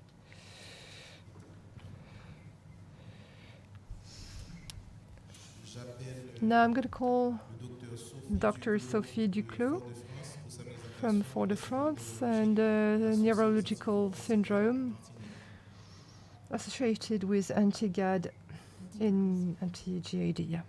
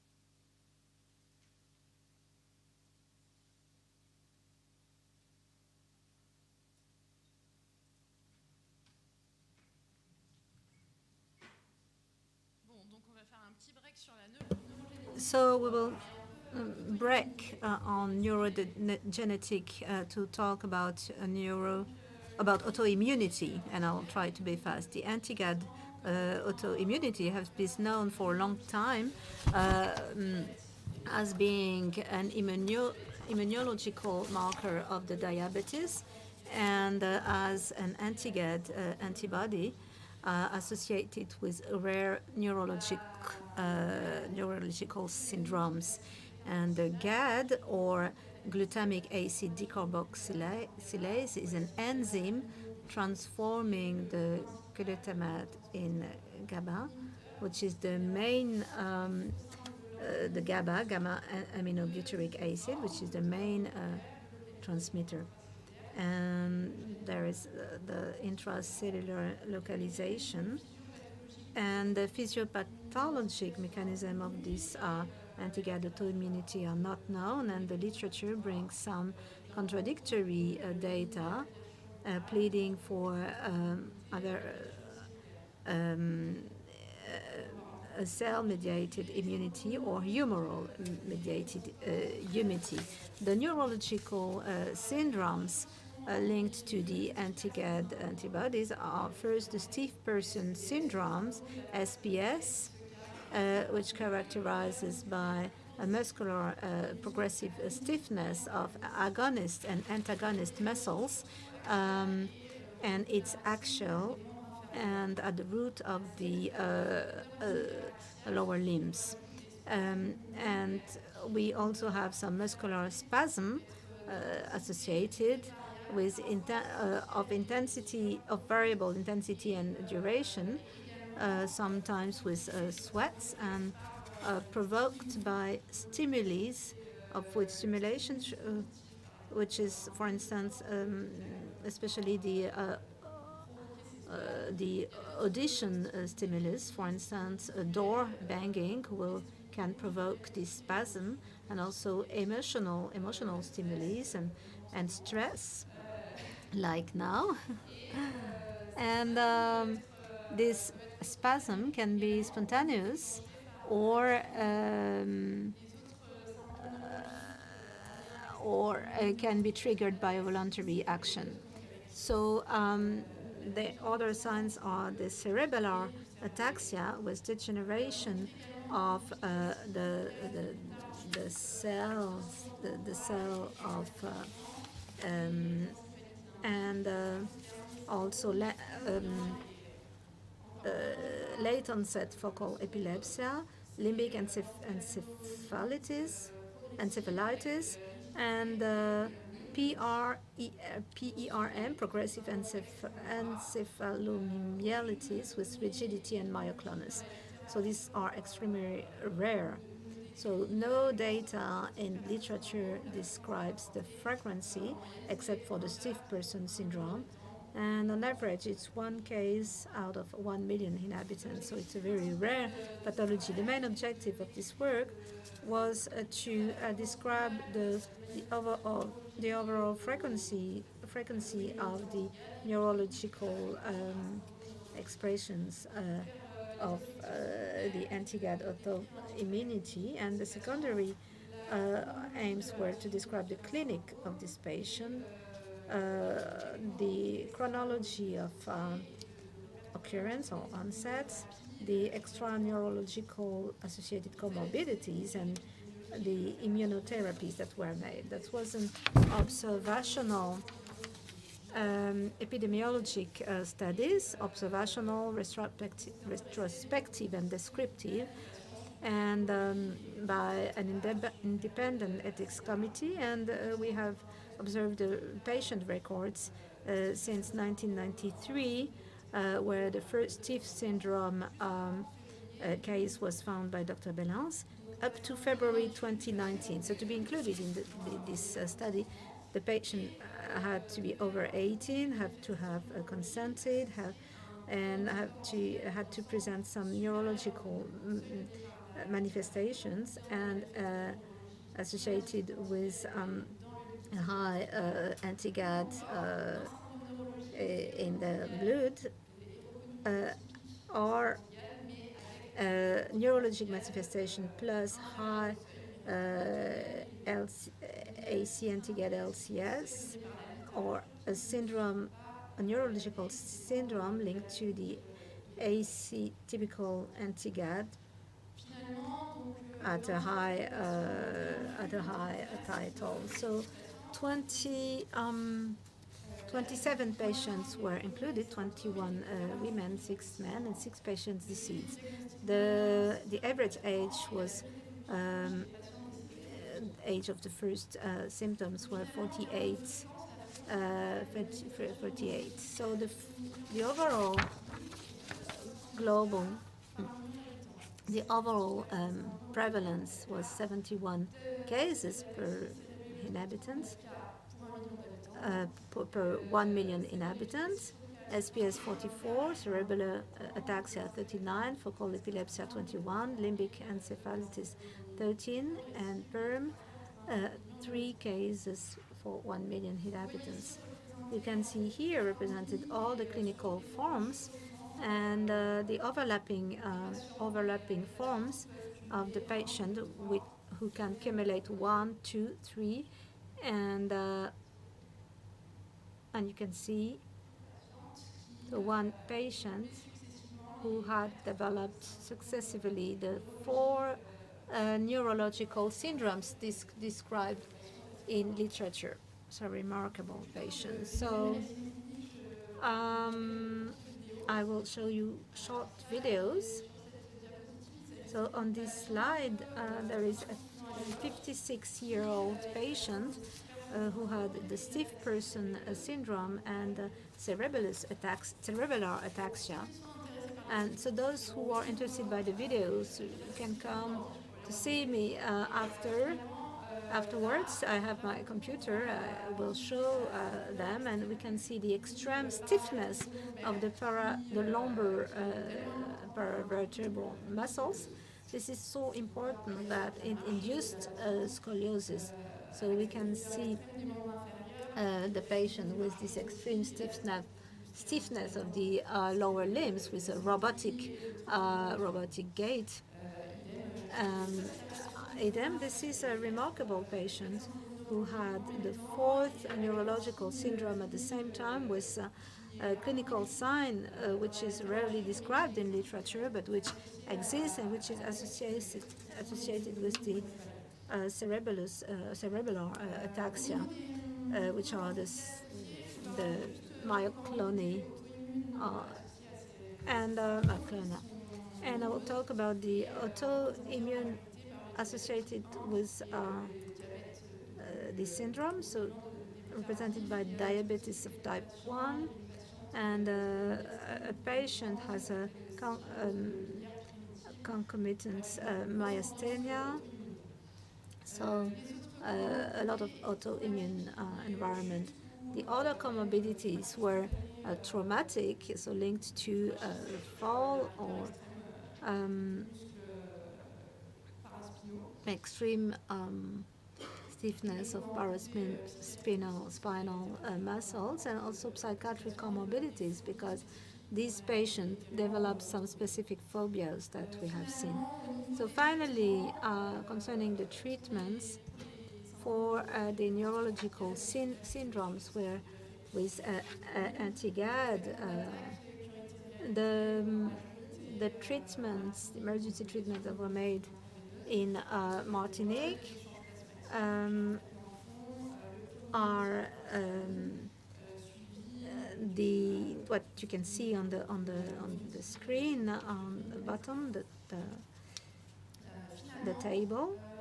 So the high-dose medication first, and then the in-depth treatment. So this study was the first to give an overall estimation of the frequency of the neurological syndromes and of antibody anti-GAD, and Martinique is an exception concerning the high frequency of these syndromes. With this is 44 times.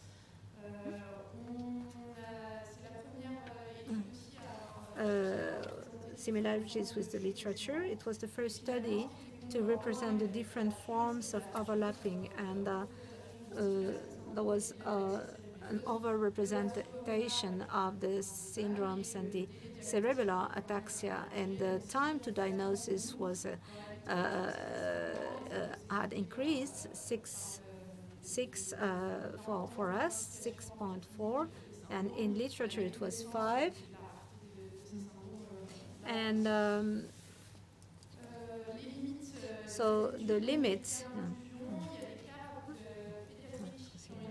So the limits, the inclusion criteria.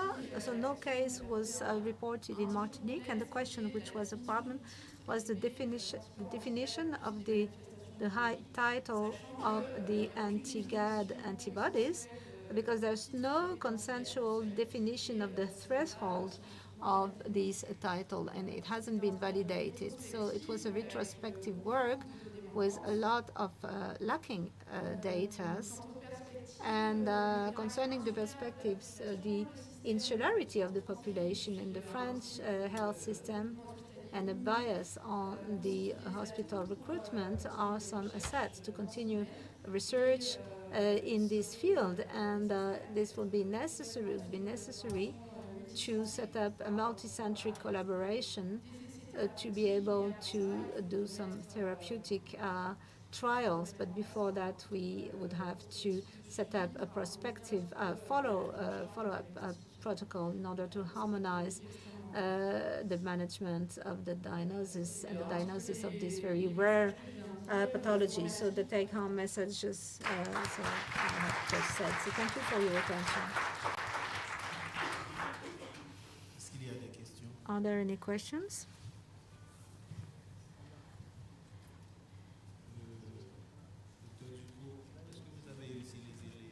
Did you use the MG in the observation that you've done? The IMG, not for all the patients. EMG. For me, it was a retrospective patient. So in 2019, we didn't have a lot of EMG, but more than half of the patients had an EMG, and they were patients with the stiff person syndrome, with a continuous activity. Thank you very much, Sophie, to have taken all these files and medical records to do your paper. So these diagnoses are made very lately, and because these patients are taken are considered by psychiatric as psychiatric patient with the tremor, people thought it was a Charcot disease. So this is a very severe disease. Some patients stop working. It's very difficult.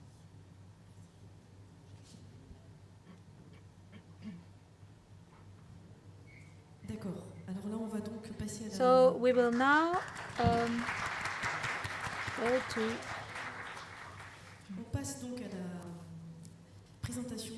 the next presentation. It's Professor Gutierrez. Before that, I would like to show the videos that we couldn't see before, if you have 2 seconds.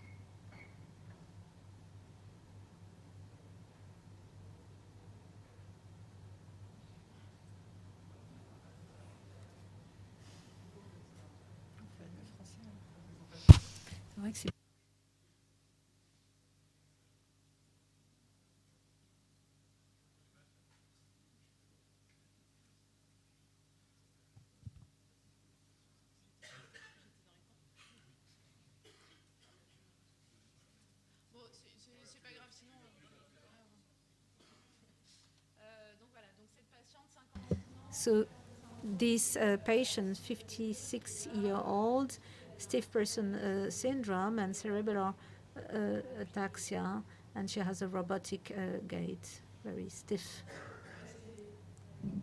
with a support on both sides. The cerebellar impairment were dysmetria, and achieve tremor, and we can hear this artery. Also, no, not the sound. And the second one, the second patient, the patient with the 4 syndromes and the myoclonia.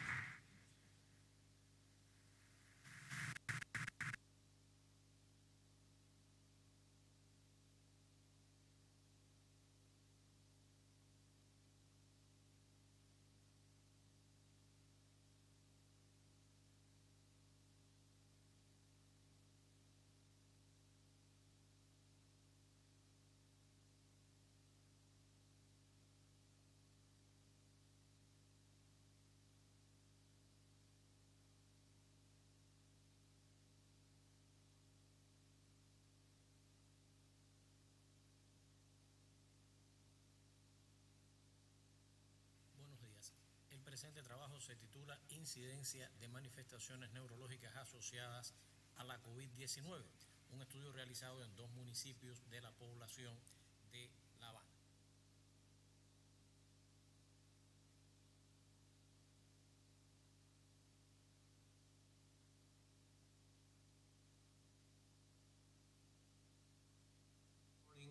First of all, we want to thank the organizers for inviting us to the meeting.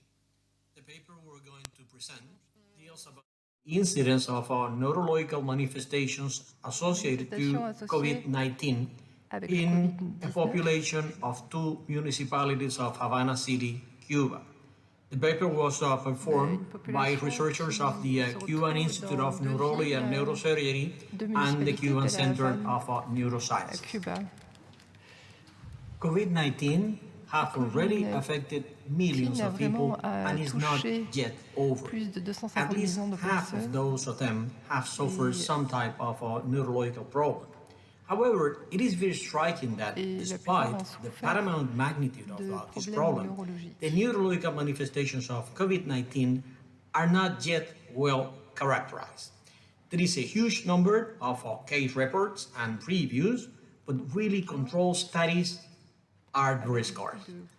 This knowledge is essential to healthcare providers to determine the resources which are needed to address post-COVID-19 syndrome. Our study is aimed at describing the frequency and prevalence of neurological manifestations in Cuban convalescents of mild forms of COVID-19 in 2 municipalities of Havana City. To achieve our objectives, we studied 310 subjects. 190 were convalescents of mild forms of COVID, while 120 were control subjects. All of them permanent residents at the Playa and Plaza municipalities of Havana City. Approximately 60% suffered respiratory and some other symptoms or classics of the symptomatic phase of COVID-19, while approximately 40% didn't suffer any symptoms during the acute phase. We included all the convalescents who suffered mild COVID during the year 2020 and met our inclusion criteria.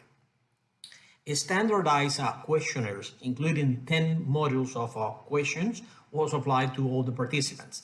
That questionnaire includes several modules which look for the demographic and general data related to COVID-19, as well as for the neurological disorders, a large variety of neurological disorders, including headache, taste, and smell disorders that in previous studies were demonstrated to be very common, as well as some other disorders like vision, hearing, motor, sensory, and autonomic disorders that had been previously less studied.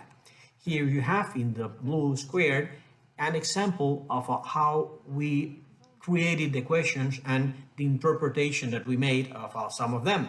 For example, to the question of have you feel pain when touching or squeezing your muscles? We interpreted that a positive answer to that question might be interpreted as suffering the symptom myalgia. The survey was implemented on an application for the mobile phones and was applied to all the subjects by trained neurologists.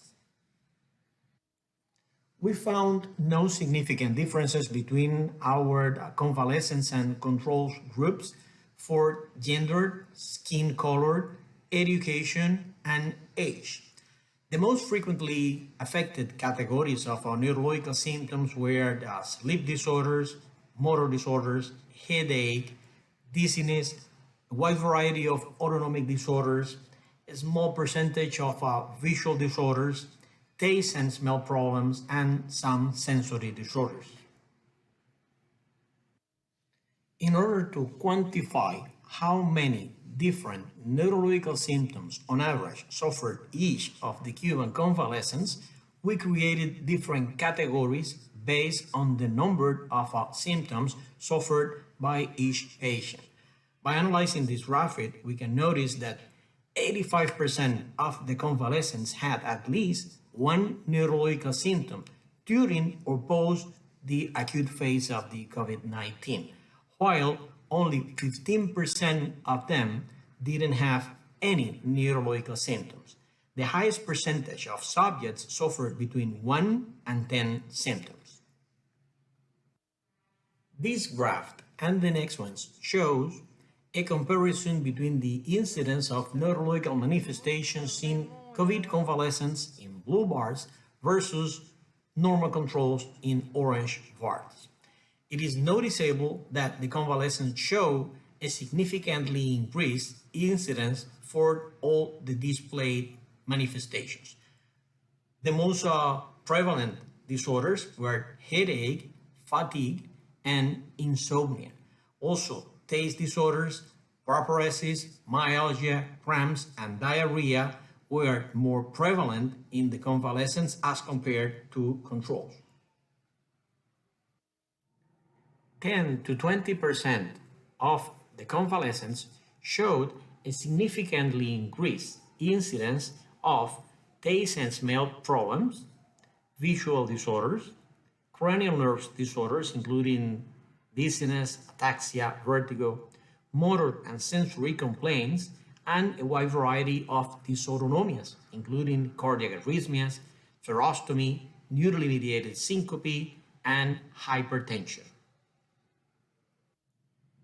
In 5 to 10% of the convalescents, we found an increased incidence of a wide variety of minor hearing and balance, taste and smell, visual and language disorders. A very important issue was to evaluate how long persisted the neurological manifestations associated to COVID-19. Our data shows that the incidence of most neurological disorders decreases very rapidly after the acute phase of COVID-19. For example, analyzing headache after 4 weeks, the percentage of people reporting headache is less than 20% of those that originally had that during the acute phase of the disease. The number of subjects with persistent neurological disorders 1 year after the acute phase of COVID-19 is very low, prevailing fatigue, sleep disorders, and some hearing and vision impairment. We have demonstrated that the more symptomatic was the acute phase of COVID-19, the higher were the number of neurological symptoms. On average, symptomatic patients tend to suffer between 7 and 8 neurological symptoms, while asymptomatics suffer between 4 and 5 neurological symptoms. It means that even patients with asymptomatic variants of COVID did also develop some neurological symptoms. On the other hand, we've demonstrated a trend in relation to the age and the number of neurological symptoms, in a way that the older were the convalescents, the higher tended to be the number of neurological symptoms, although this relationship was not statistically significant. This meta-analysis, published in 2021, summarized the results of the most important papers published on long-term effects of COVID-19. Note that neurological disorders are among the most common post-COVID manifestations. Our results, shown in blue squares, are very similar to those reported in previous papers, with 80% of the convalescents having at least one neurological symptoms after the acute phase of COVID-19. From the analysis of our data, we may conclude that the incidence of neurological manifestations is significantly higher in convalescents of COVID-19 than in the general population, which had not been previously demonstrated, at least in our environment. The prevalence of most symptoms declines over a period of a few weeks or months. COVID-19 induces a wide variety of neurological symptoms, suggesting that both central and peripheral nervous system regions are affected. The frequency and prevalence of these disorders is influenced by several variables, like virus variants, comorbidities, vaccination, previous exposition to the virus. Therefore, these figures may be highly variable, even within the same population. A detailed characterization and long-term follow-up might be needed to further understand the pathophysiology of neurological disorders associated to COVID-19. Finally, we want to thank the team of neurologists who applied the surveys in the community and all the volunteers who agreed to participate on the study. Thank you very much for your attention.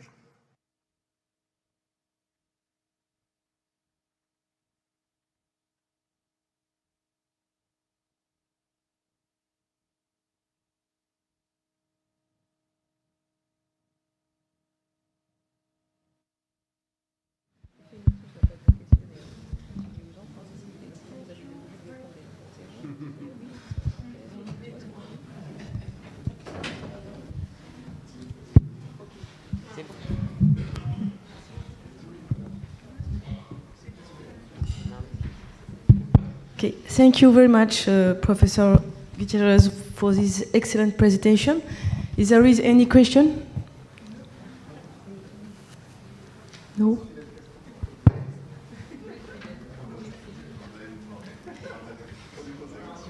Comment? Il n'est pas là? Ah bon, d'accord. Bon ben... Pardon. Bon, eh bien écoutez, on le remercie en tout cas chaleureusement. Et puis... On va passer donc aux dystonies. On a le plaisir d'accueillir donc le docteur Natalia Hernandez-Poblette de Bordeaux, qui travaille donc je pense avec professeur Goisé, qui va nous parler donc des dystonies. Merci beaucoup.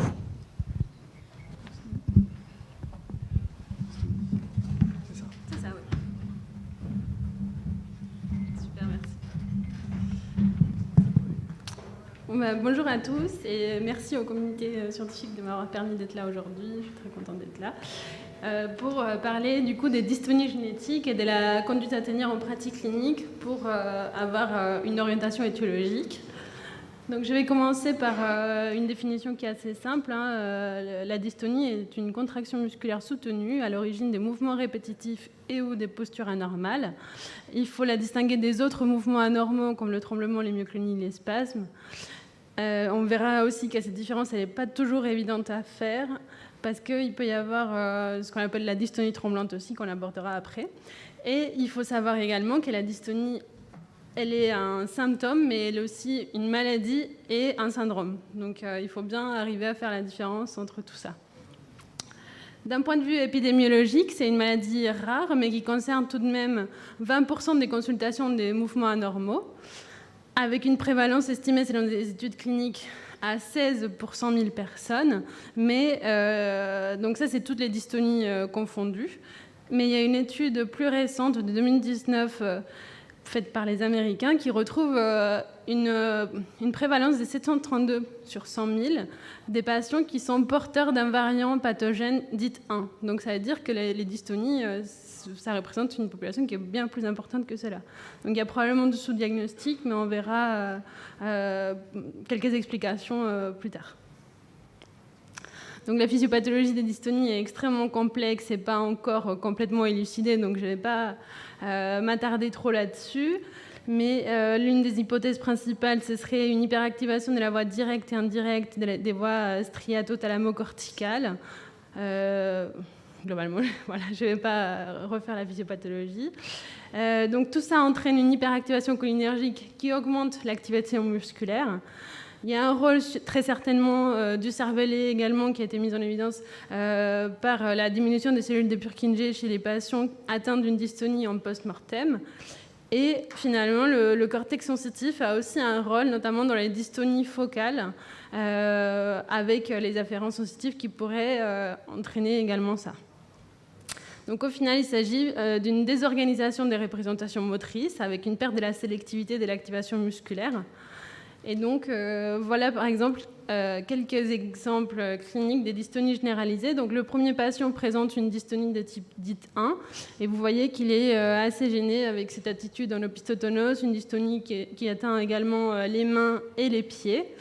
En bas, c'est également un patient qui a une dystonie dite 1 et vous voyez qu'initialement il a juste une petite dystonie au niveau des doigts et puis 2 ans après il se retrouve avec une dystonie qui est vraiment généralisée, un handicap moteur très, très important et il y a également des formes à début adulte, donc ça c'est un autre exemple ici. Les dystonies focales qui sont de loin les plus fréquentes avec essentiellement les dystonies cervicales, que ce soit en latérocolie, en rétrocolie, etc. Et les dystonies focales associées à une fonction comme la crampe de l'écrivain ou la crampe de musicien qui également qui apparaît lorsque une fonction est utilisée, enfin surutilisée chez certains patients. Donc ici vous avez la distribution épidémiologique des types de dystonies. Vous voyez que les dystonies généralisées commencent plutôt pendant l'enfance. Voilà, ça commence plutôt pendant l'enfance, alors que les dystonies focales commencent plutôt à un âge adulte. Ouais. Sur le plan clinique, les dystonies ont plusieurs caractéristiques qu'il peut être important de rechercher. Donc ça veut dire qu'une dystonie est en général déclenchée par l'initiation de l'activation et on assiste à un phénomène d'overflow, c'est-à-dire que c'est une perte de la sélectivité de l'activation motrice avec un phénomène de co-contraction des muscles agonistes et antagonistes et c'est ça qui entraîne des postures anormales parce qu'il y a cette double activation. Pour les dystonies focales, il y a d'autres éléments, comme l'induction par une fonction spécifique, comme on l'a vu précédemment chez les crampes de l'écrivain et la crampe des musiciens également. En clinique, il peut être important de rechercher une mirror dystonia, c'est-à-dire que la dystonie, elle va se déclencher même par l'exécution de la fonction par le côté contour-latéral, c'est-à-dire en pratique clinique, chez un patient qui est droitier, on le fait écrire de la main gauche et on voit apparaître de la main droite la même attitude dystonique. Donc ça, c'est un argument supplémentaire. Et le geste antagoniste qui concerne surtout les dystonies cervicales, où une simple afférence sensitive aide le patient à réduire la posture anormale. Donc ça, c'est en général des patients qui viennent en consultation et qui ont la main sous le menton comme ça pour essayer de réduire cette attitude dystonique. En général, la dystonie, elle est améliorée par le changement du schéma moteur. Et donc, si on fait marcher les patients en marche arrière, en général, elle s'améliore, voire elle disparaît. Et une autre caractéristique clinique, c'est qu'il s'agit d'un mouvement anormal dans lequel la distractibilité n'est pas un élément qui peut nous orienter vers quelque chose de fonctionnel. C'est vraiment quelque chose qui peut se rencontrer même dans les dystonies organiques. D'un point de vue étiologique, vous voyez, c'est assez large et donc je ne détaillerai pas ça. Donc, on va se dire comment je peux m'orienter devant un patient qui vient en consultation devant une dystonie.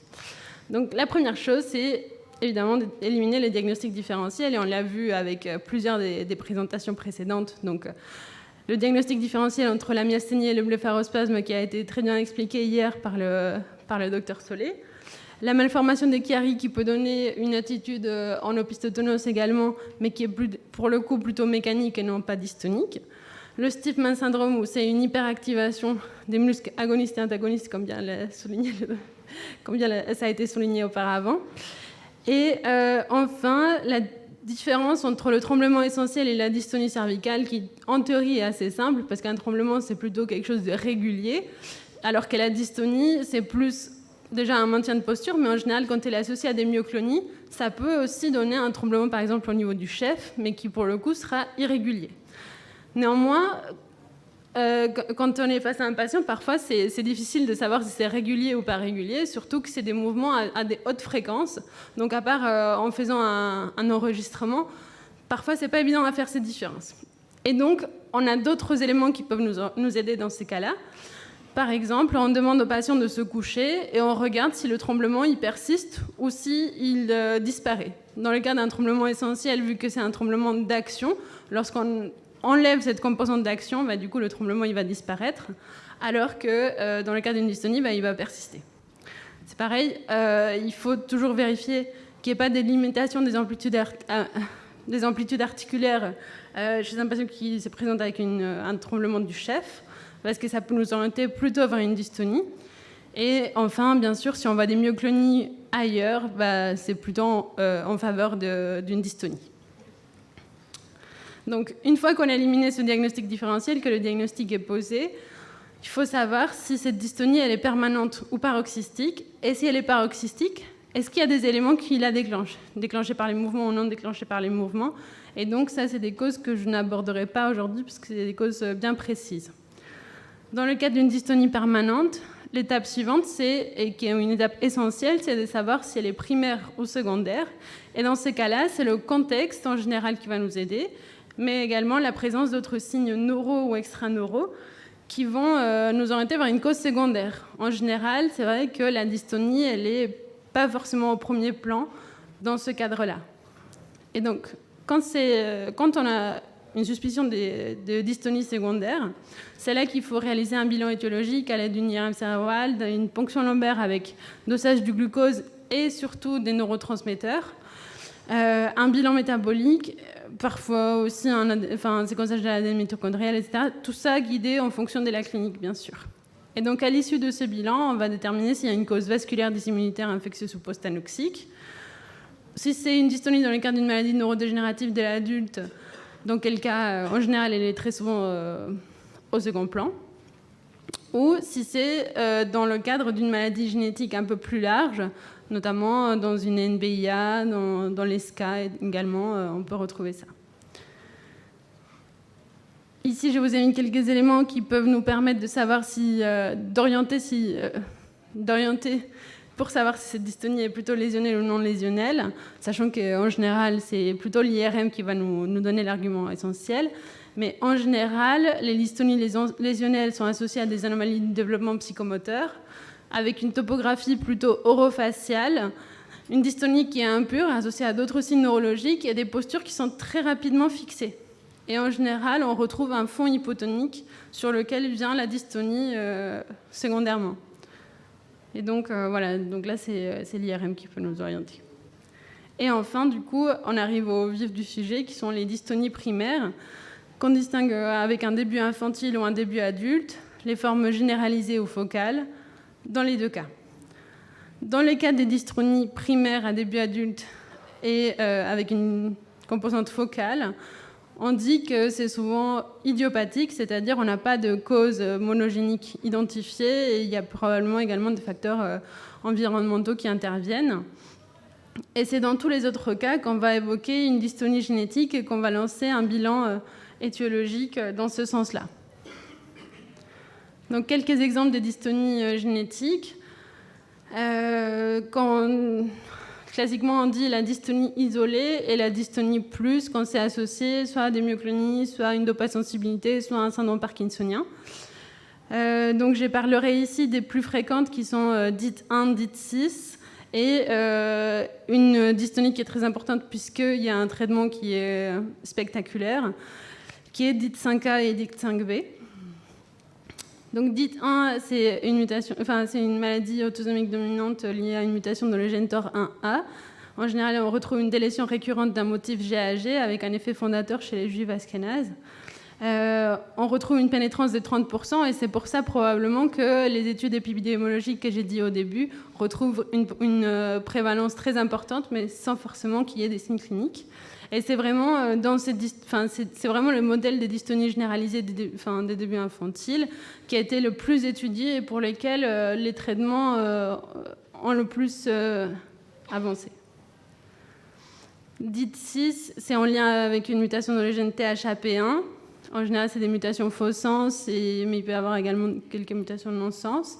C'est une dystonie qui est isolée des débuts à l'âge adulte, également de transmission autosomique dominante, mais avec un défaut de pénétrance. Et enfin, DIT5A et DIT5B, qui sont les dopa-responsive dystonia, où c'est lié à des mutations dans des enzymes essentielles pour la production des dopamines. DIT5A est des transmissions autosomiques dominantes et DIT5B des transmissions récessives. Et on assiste à une excellente réponse à la L-DOPA. Donc chez des patients qui se retrouvent initialement en fauteuil roulant, ils peuvent retrouver la marche et même assez rapidement. Donc c'est pour ça que c'est important de faire un test à la L-DOPA devant toute dystonie pour laquelle on n'a pas d'éléments étiologiques évidents. Il faut toujours faire ce test à la L-DOPA et donc parfois c'est même des petites doses. Donc je vous ai mis ici les posologies recommandées. Donc vous voyez que chez les adultes par exemple, parfois des posologies de 50 mg de L-DOPA 1 à 3 fois par jour, ça peut suffire. Avec une réponse qui est visible à la fois par les patients mais par le médecin également. Voilà. Et je vous laisse cette revue pour ceux que ça intéresse, qui montre les corrélations génotype-phénotype pour les différents types de dystonies isolées. Sur le plan génétique, dystonia genes, and genetically for the genetic exploration we have three options: either a targeted NGS. If the phenotype is alarming, or if parents are not available. So in Paris we had 21 genes, and Marseille 47 genes. Also we can consider an exome with an output of 40%. And finally, we can propose a genome because the dystonia is part of the pre-indications for the very high output sequencing. But after 50 years old, we won't propose this high volume sequencing for the moment. And that's the same approach. We have to confirm the diagnosis, and once we have a dystonia, which is not isolated but associated with other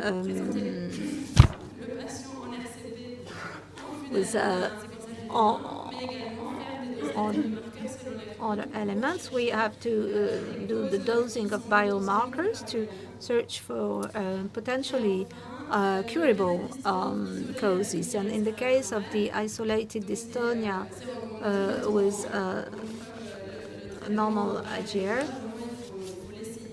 we have to try this parallel DOPA treatment. If you have a family case or an onset before 20 or generalized form, we can do genome sequencing. So the treatment is symptomatic. So in focal dystonia is based on botulic toxin and reeducation, and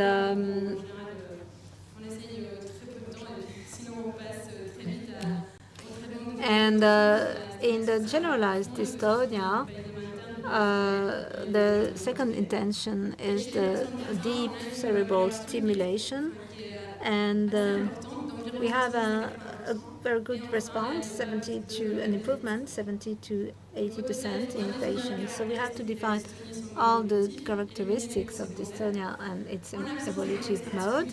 And in the absence of a specific context, we can do the test, the DOPA test, or the PL with dosing of neurotransmitters. And if we have an isolated dystonia, very invalidating, we have to address this patient to a pluridisciplinary, multidisciplinary team. Thank you for your attention. Thank you very much.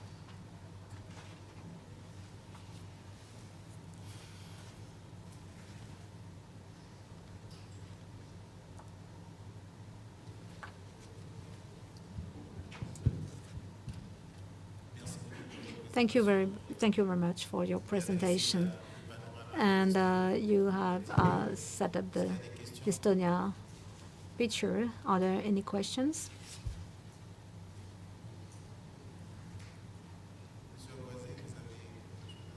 Professor Croiset, do you have anything to add? No, it was very clear, very complete.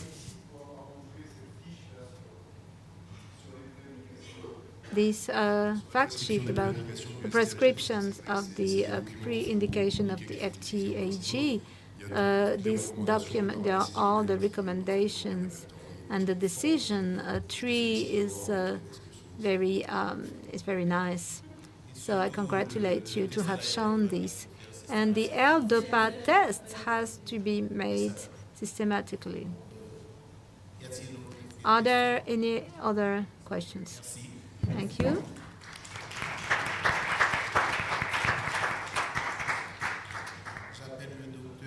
I now call Dr. Oriane Ala Saint-Albin and Dr. José Luis Barnet for the France for botulinum toxin and dystonia.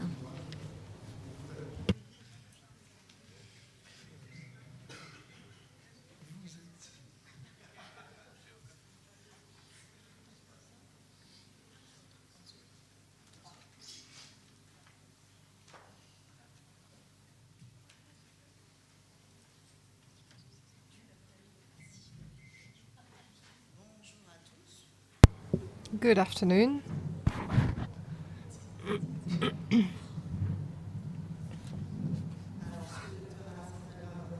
I'm Dr. Alain Saint-Albin. Thank you, Elizabeth, and thank you for giving me this token of faith and in what I'm going to present, and therapeutic treatment in dystonia. We're going to, okay, we're not going to go into the definitions and all this. We've gone through that already. I'm going to now look at clinical forms. In physical medicine and readaptation, we look at the function. In the clinical description, we classify dystonia depending on the movement. Three types of movement: tonic, myoclonic, and tremulant. And need to make a distinction between the three and look at their topography. Topography will have an impact on the technique that we will adopt for the patient. Quickly, our clinical, the clinical forms: blepharospasm for palpebral muscle dystonia, dystonia of mandicator apparel, limitation of the mouth opening, buccal opening, and the Mage syndrome is related to the blepharospasm, and dystonia oromandibular. So blinking, we're going to look at spasmodic torticollis.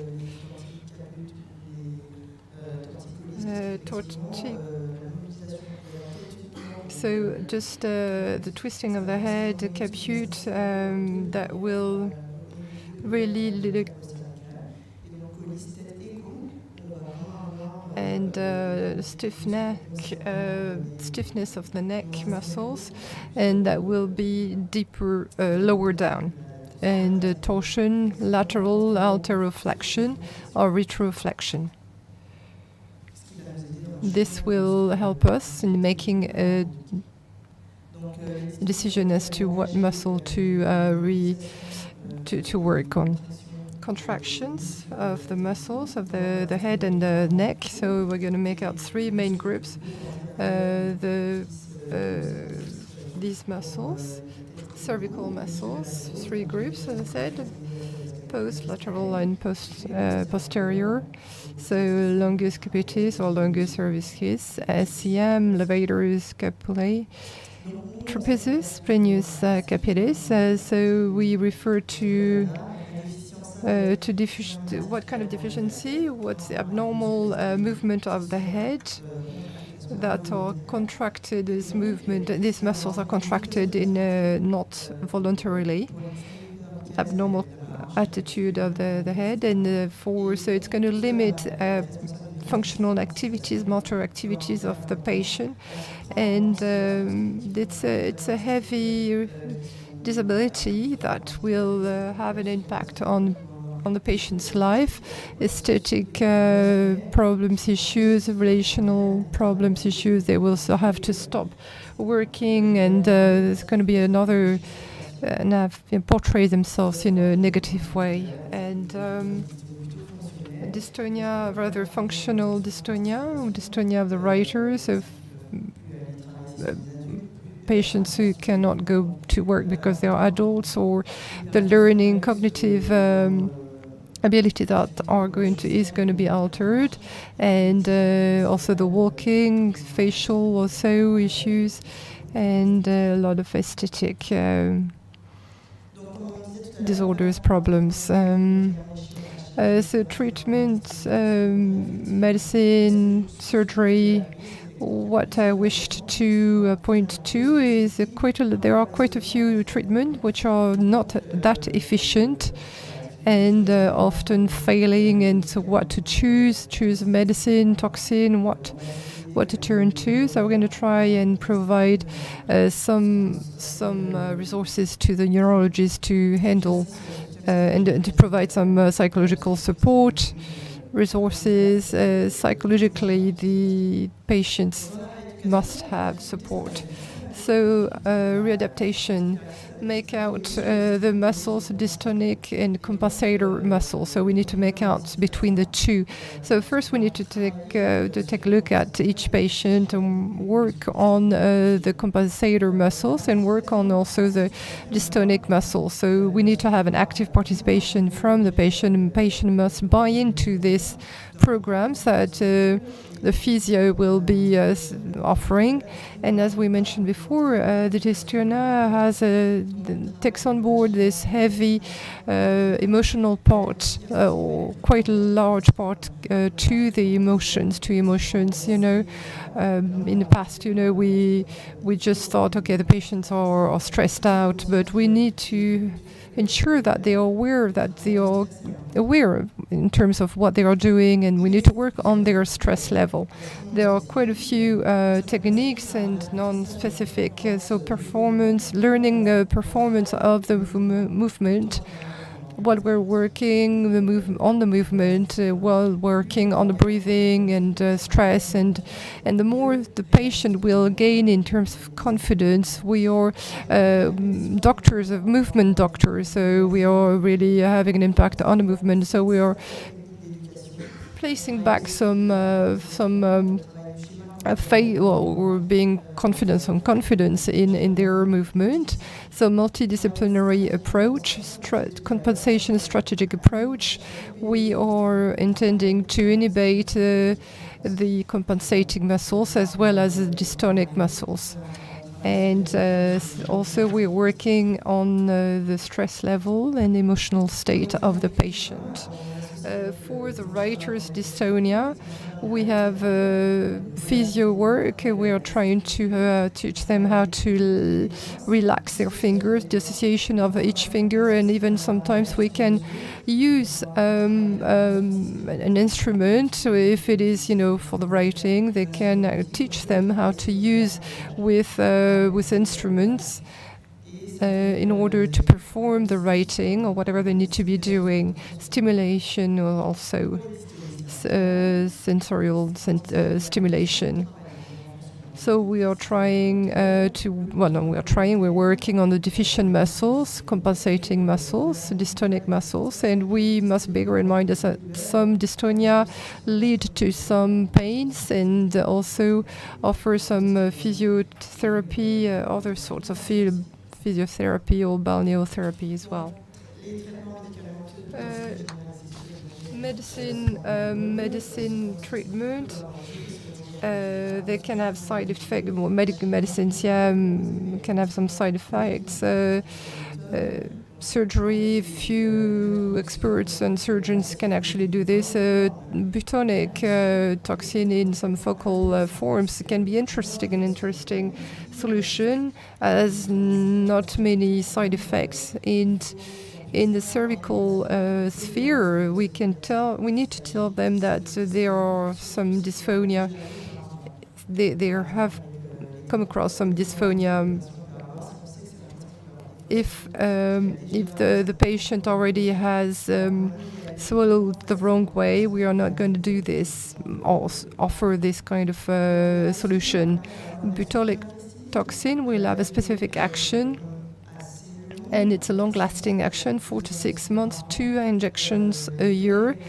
There is a non-going back effect. If we chose a wrong, it's not. You can go back actually and correct if you made a mistake. Easy to inject, and even if you have to do it in a hospital, quite a few experts and medical doctors can prescribe it and do this work. It's intramuscular injection, and you do this by you find the muscle by electrostimulation or echography or ultrasound, and the patient may be prescribed other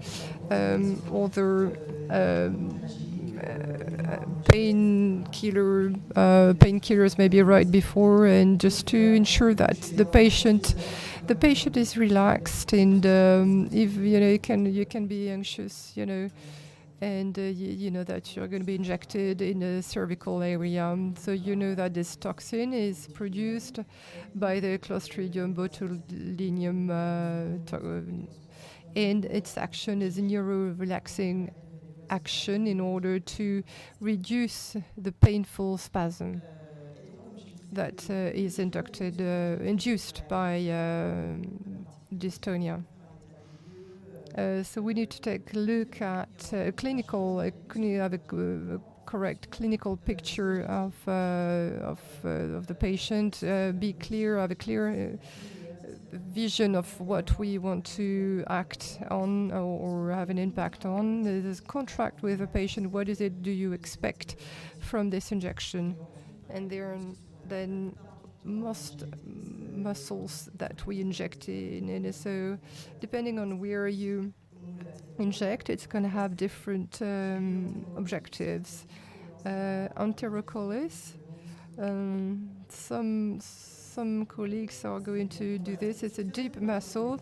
It depends on operators. More and more we actually suggest and prescribe this kind of treatment. With the development of ultrasound and echography, we can find muscles which we were not able to find in the past. And with the AMM, we can treat torticollis, blepharospasm, hemispasm, facial hemispasm, spasmodic torticollis. And some labs are producing some specific bucolic toxins. We have xeomin, Botox, and Dysport. Syphilis, idiopathic syphilis. We can use them outside the AMM, and hypersalivation in the case of hypersalivation or hyperhidrosis axillary hydrosis.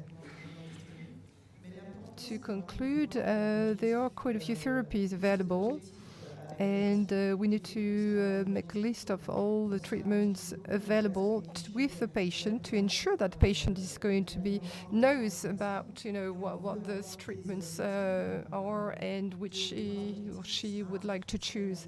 Smart, specific and well-defined objectives that can be measured on the scale VA, speed of the functioning speed, execution of the function, objectives that can be reachable and that are targeted and well-defined, and patients have got expectations and objectives that can be measured. We need to be clear regarding the objectives we need to reach and have joint both patient and physio's objectives. Twice a year is enough, so we need to have an efficient toxin, and that will be sustainable as well. We can use that in the long term.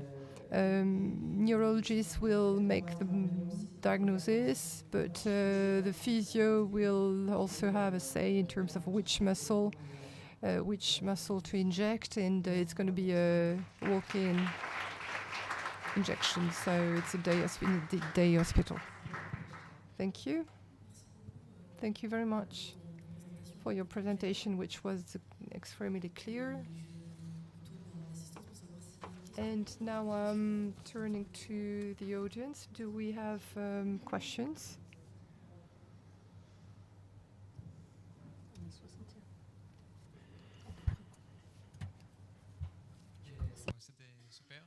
It was just brilliant. Thank you. Congratulations. I wanted to know when dystonia is really severe dystonia, up to what extent is it useful for patients? It's a shame that my colleague is not here he's not here with us to tell you about it, but the representation of movement, of ways that will allow to work the function of the movement and the actual movement, and the execution of the movement, even if we help the patient with other, the toxin and instruments, we help devices. We're going to help the patient, and it's going to be used more and more and more and more. Okay, one last question. Bottom line, physio is a neuronal stimulation. No, it's not in the same areas that are targeted. Neurologists, we were looking at gray nuclei really, and the spasticity it's different. I don't know. Do you wanna? It's different. Physiopathology is different. Physiopathology is different.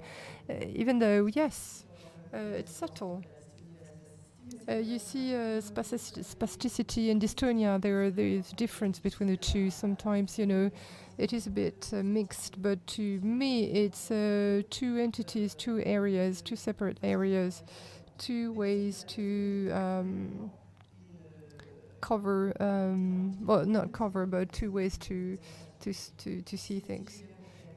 If I understood your question correctly, if the patients are not concerned with dystonia, they have tics, right? So if they have tics, they have repetitive movement,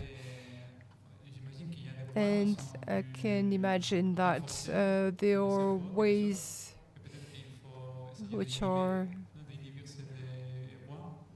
Well, maybe look into specific ways to inhibit plasticity, neuronal plasticity.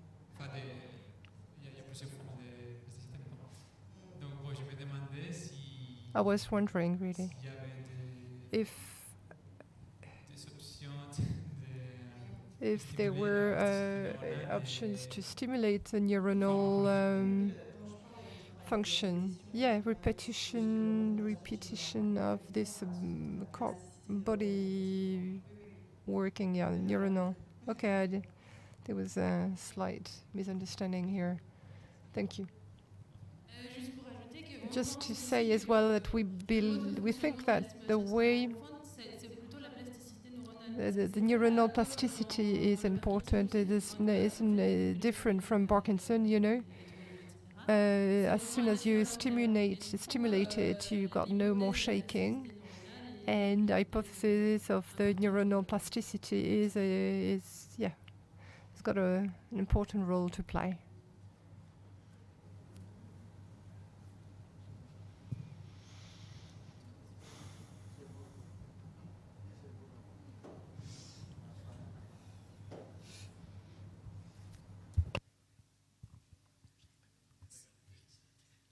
Alors, c'est pour ma propre gouvernance, j'aimerais comprendre. So we actually we said that Botox is not, you know, I mean, in plastic surgery Botox. It's a name of a Botox organ. Same. The active principle is a botulic. Yes, the same thing. But doses are not as strong. It's a different objective, even if for some dystonia the results or expected results can be aesthetics. Botox, yeah, same thing. Botulic toxin, same thing. So we are actually, when we say Botox, it's actually the name of the lab. Well done. Well done for your presentation. My question to you is the writer's hand, the fingers, somatosensorial. Can you tell me how it works? We've got no background in this area. We wanted to mention it because, yes, I know we do this, but I don't even know if this technique is used in France, continental France. No, we haven't got this past experience. Sensory stimulation. There is a team in Switzerland that works on a proprioceptive technique and has designed this shoe and the freezing and systematized atrophy. That wasn't extended and expanded yet to dystonia, which I believe is a therapeutic possible option. Thank you.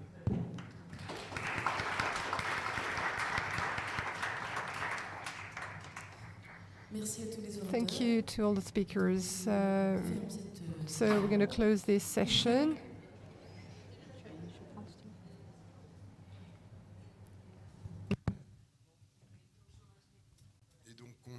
And now we're going to take this opportunity to step into the last presentation. It's a great pleasure to welcome Professor Dave Clark from Austin, Texas, who is familiar from this Caribbean conference. It's not his first participation. And welcome, Dave. Thank you for your coming. He's an expert in epilepsy, and he will share with us today a little part of his knowledge about genetic aspects and guidelines for clinical care in the context of epileptic encephalopathy. Thank you again, Dave. Just a little word to express my gratitude for this excellent person. He is my friend and also a great professor. It's an honor for me to introduce him in this conference. C'est un grand plaisir pour moi faire la présentation d'un grand ami, un excellent professeur. je connais depuis beaucoup d'années. So it's a great pleasure to introduce him, and he will be speaking as well in Spanish. No, and I'm going to say it. Yeah, I'm going to say it. Yeah. Bonjour. Bonsoir. Bonsoir. Merci tout le monde. Unfortunately, I'm going to be speaking in English. I translated some of my slides into French, so wish me luck. So I'm going to be speaking about the epilepsy encephalopathies of childhood, genetics, and present-day management. It's a bit complex and quite a large topic, so I will be limiting it. I have nothing to disclose. So we'll be discussing seizures versus non-epilepsy paroxysms. Then we'll define epilepsy syndromes, related epileptic encephalopathies, and then determine how syndromes impact management. We look at case examples because I'm from the Eastern Caribbean, I'm from Antigua, we like to tell stories. Process to diagnosis, genetics and syndrome-driven management, and then we'll discuss a bit of the gray zone with genetic generalized epilepsies. So let's look at the first case. Between 0 and 3 months, we have a 4.5-weeker, alert for the first 2 weeks, and then starts having 15 plus seizures per day, has some syndromic features, and we tried him on several medications, phenobarbital, lacosamide, and other meds. They did not work. The EEG shows multifocal discharges, bursts, and attenuation. And the MRI shows very focal features, hemimegalencephaly. Question is, what syndrome is this? Let's move on to the second case. We have a 7-month-old right-handed, presents at 5 months, has a CRAS mutation, facial features, a nevus, and at 4.5 months starts having spasms.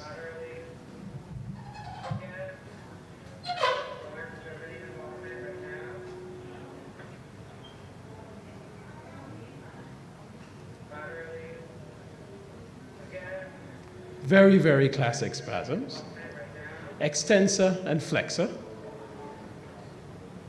But interestingly, focal features, moves one side more than the other.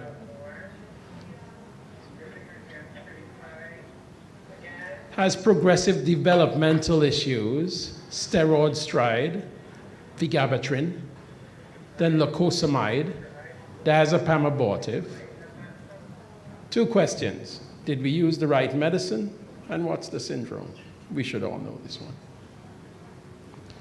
And then how about a 4-year-old, development until 3.5, then starts having these symptoms, eye rolling, head drops, tonic seizures, very similar to this patient. Has slow spike and wave on EEG, some focal features also on EEG, and an MRI shows an abnormality. So you would assume that this is a syndrome. Question is, does an abnormal feature on the MRI make it not that syndrome?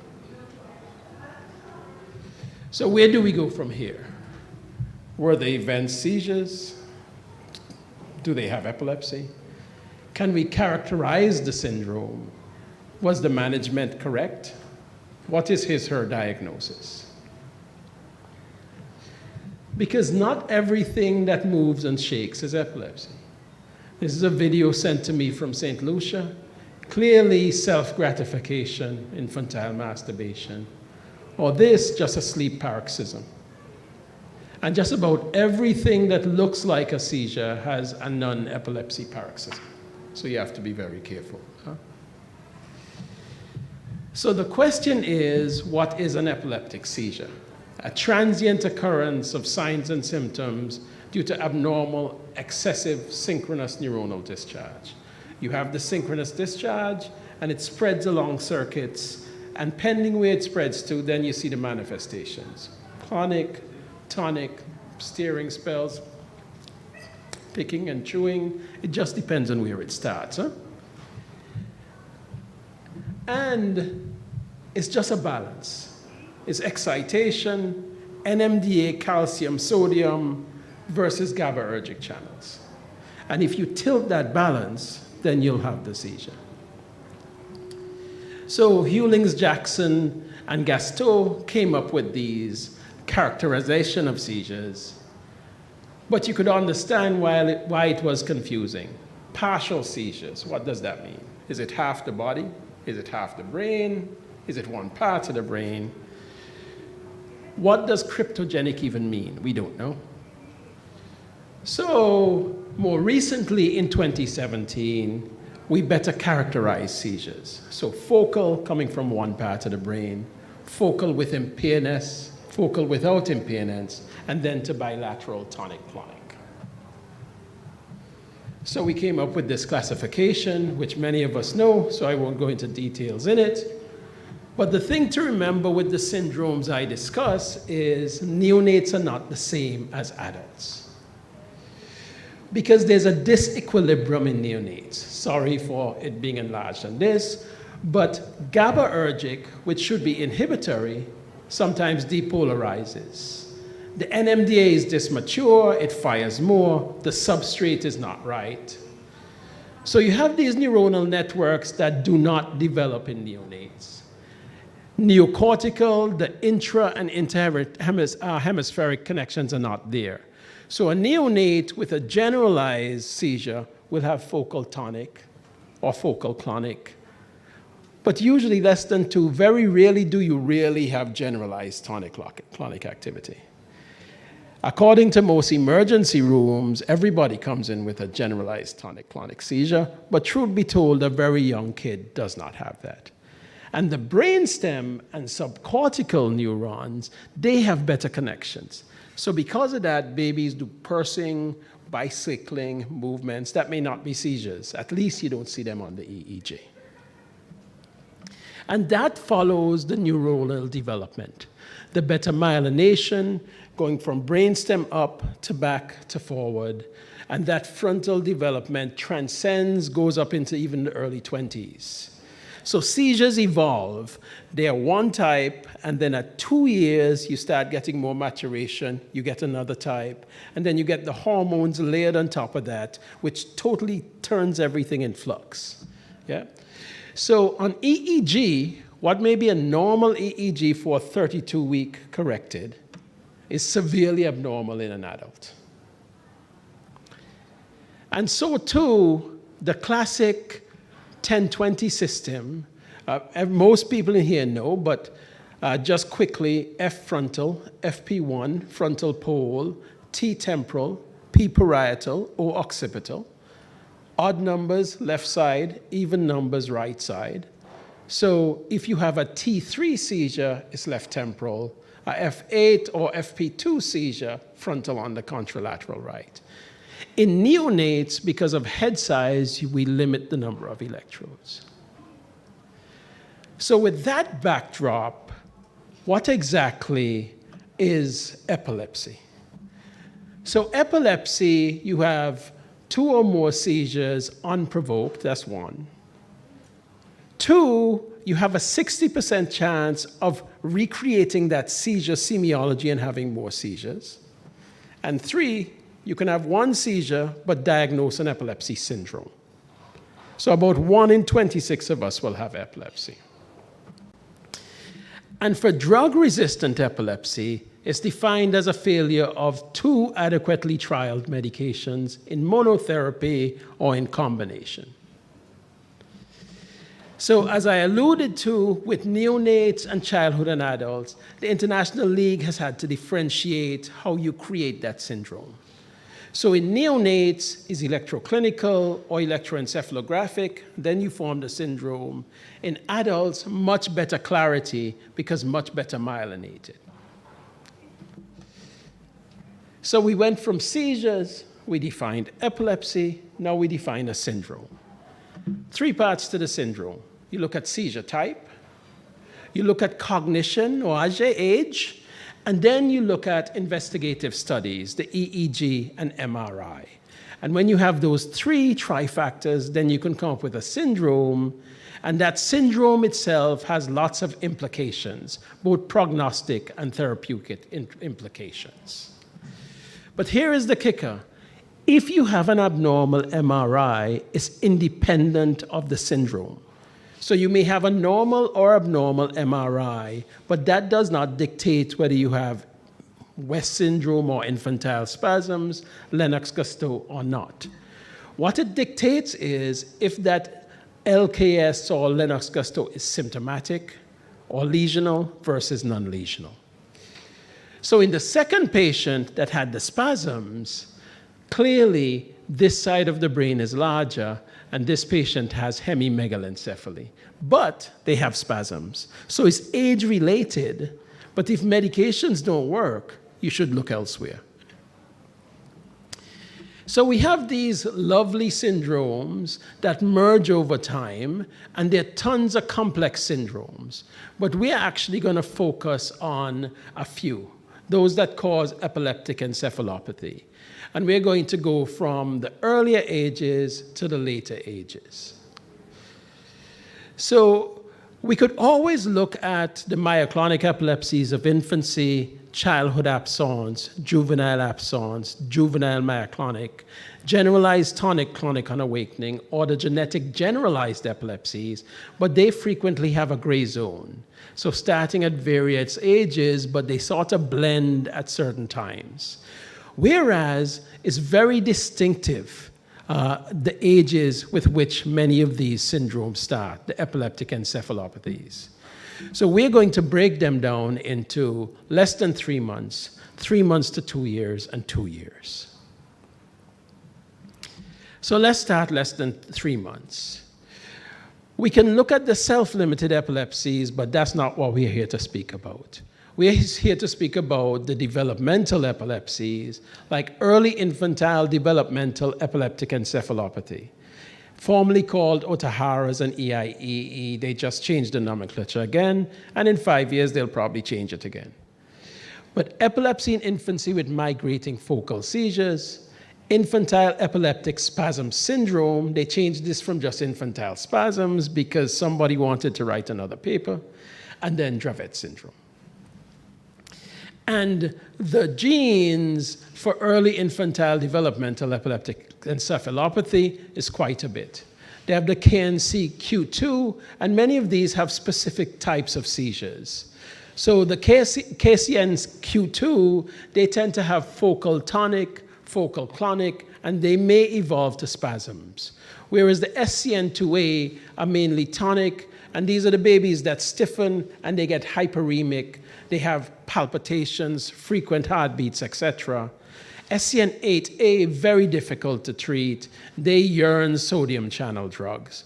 So with SCN8A, as I'll allude to later, they are on very high doses of oxcarbazepine, phosphenotoin, lacosamide. They really crave sodium channels.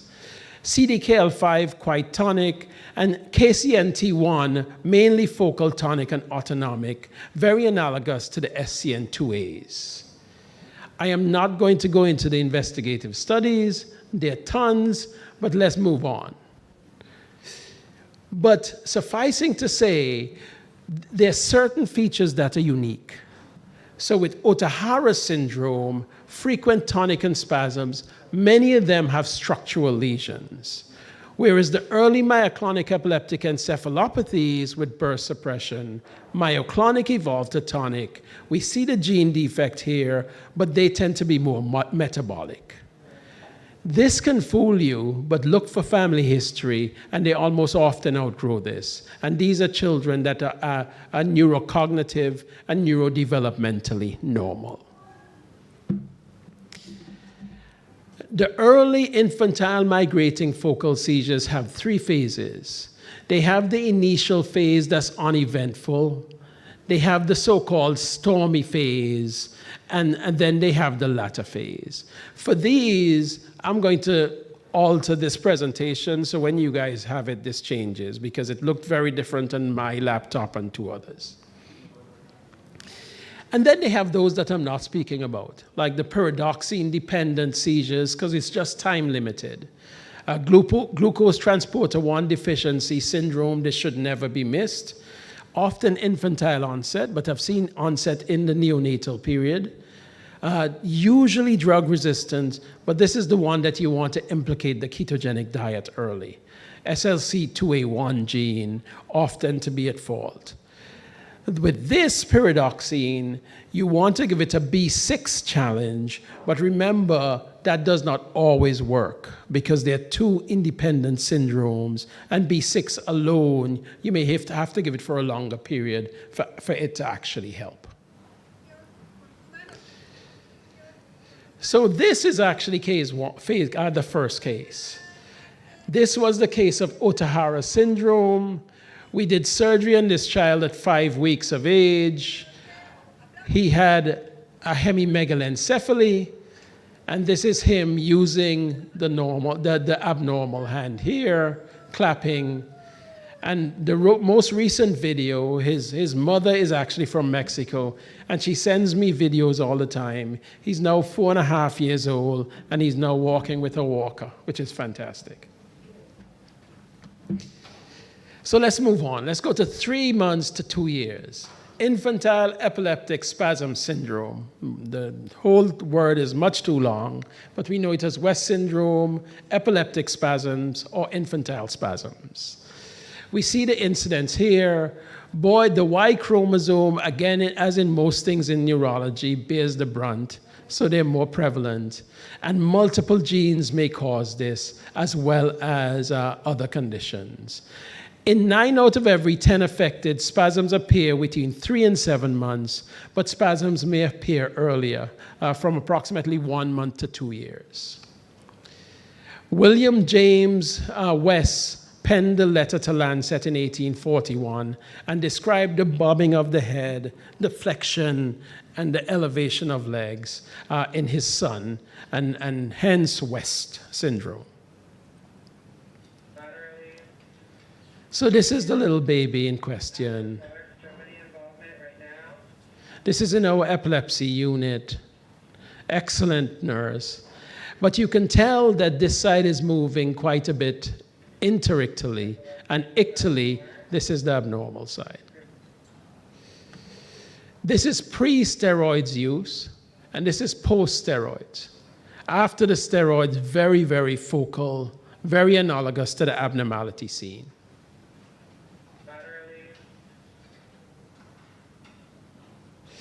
So with this patient, we did a magnetoencephalogram. Discharges are predominantly behind the eloquent cortex. This is the PET scan, more hemispheric. We know where the motor is, and we did a temporal-occipital-parietal disconnection. And I just received a video, which I can show you guys later, couldn't download at the time, in which she's now walking. Still has weakness on that side, but she's ambulatory. So with infantile spasms, the main 2 medications are ACTH and/or high-dose steroids and vigabatrin. If that does not work, take another look. You may be missing something. You may be missing one of the other seizure types, or they may be amenable to surgery. How about Dravet syndrome, or severe myoclonic epilepsy of infancy?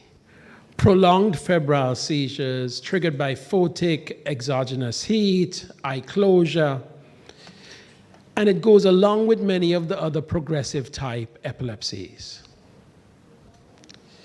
There are multiple medications used, but the new kids on the block are cannabinoids and fenfluramine.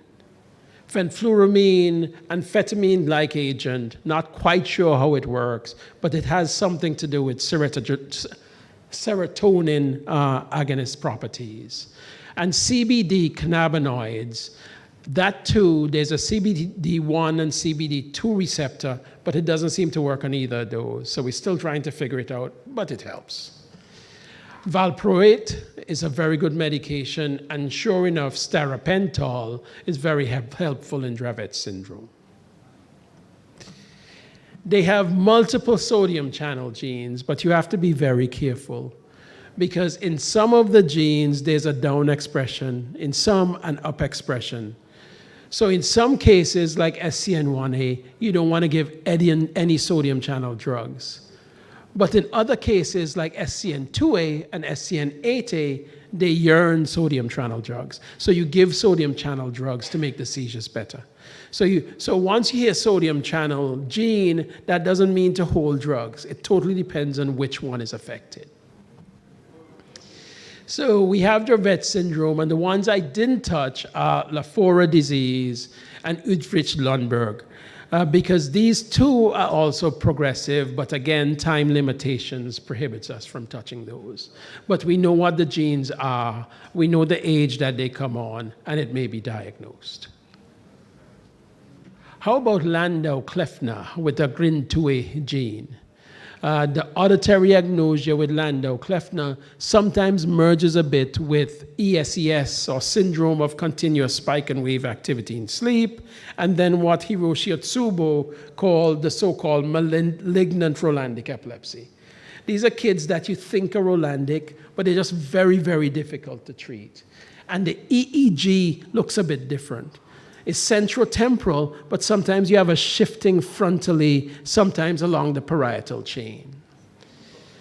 Medications, valproic acid, high-dose corticosteroids, but new kid on the block is high-dose diazepam, and sometimes given this as long as 3-4 months, going up to 0.5 or 1 milligram per kilogram. ACTH has helped, IVIG has helped. In Japan, they have used a mixture of valproic acid and ethosuximide, but this has not been as successful elsewhere. So this is for ESES. This is that same combination, VPA and ethosuximide out of primarily Japan and sometimes South Korea, but others, they start with VPA, go to high-dose diazepam, and sometimes go on to ACTH. We're moving up in age. How about Lennox-Gastaut syndrome? We have the tonic seizures.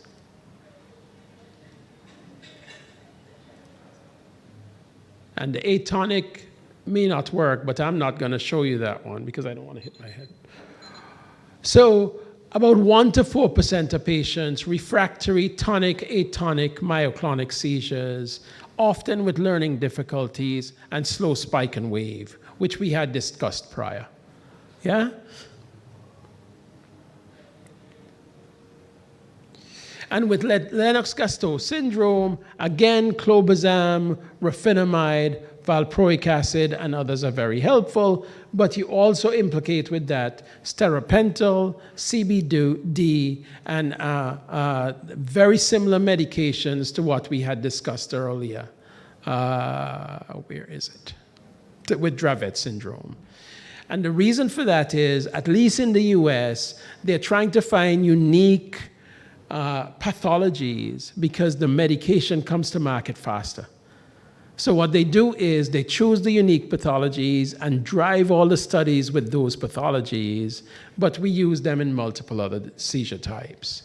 Fortunately, in Europe and in France and the US and Martinique, you have transcended that and used the medications for many different things, which is the way to do it, I think. With Lennox-Gastaut, there are many possibilities for genes. It's multigenic, and this too, as in this case, may have some focal features, but it's age-related and it's driven. So in this case, you can see that the lesion was very, very close to language, which is here on the MEG, but you can see the vector of the discharge. So the field and connectivity spreads very quickly along limbic circuitry, but evolves across the brain and then creates that tonic phase and or rapidly spread via the uncinate fasciculus up to the frontal lobe, and they have the head drops. So you can have some focal features and or generalize causing the symptoms. I'm not going to go into this, just sufficing to say even if they don't have focal features and you run out of choices of medications to use, corpus callosotomy can prevent many of these kids from hurting themselves. And the vagus nerve stimulator has also helped in both focal and/or generalized seizures. So we went through this quite quickly. I think, Remy, I did all right. We're trying to do a little catching up. So I went through this quite quickly. I went from the very young, I went a little bit older, I went a wee bit older with the epileptic encephalopathies, but I left the last part just to touch on some things we think are relatively benign, but really aren't.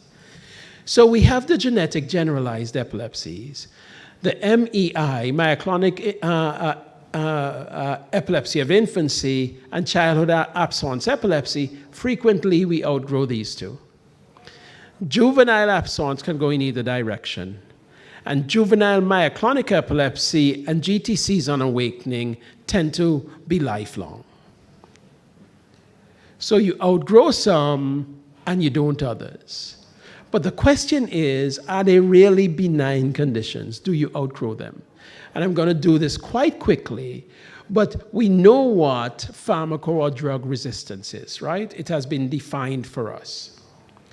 But they have some cases like this 15-year-old, MRI normal, febrile seizures, looks like she has just GTCs starting at 11, likely some myoclonus, myoclonic epilepsy. She has a bit of absence, a bit of eye fluttering. What truly does she have? Does she have childhood absence? No. Juvenile absence? Not sure. Juvenile myoclonic? Maybe. And she's very resistant to medication. She's now free, but look at how many medicines it has taken for her to become free. And she is, for all intensive purposes, a genetic generalized epilepsy.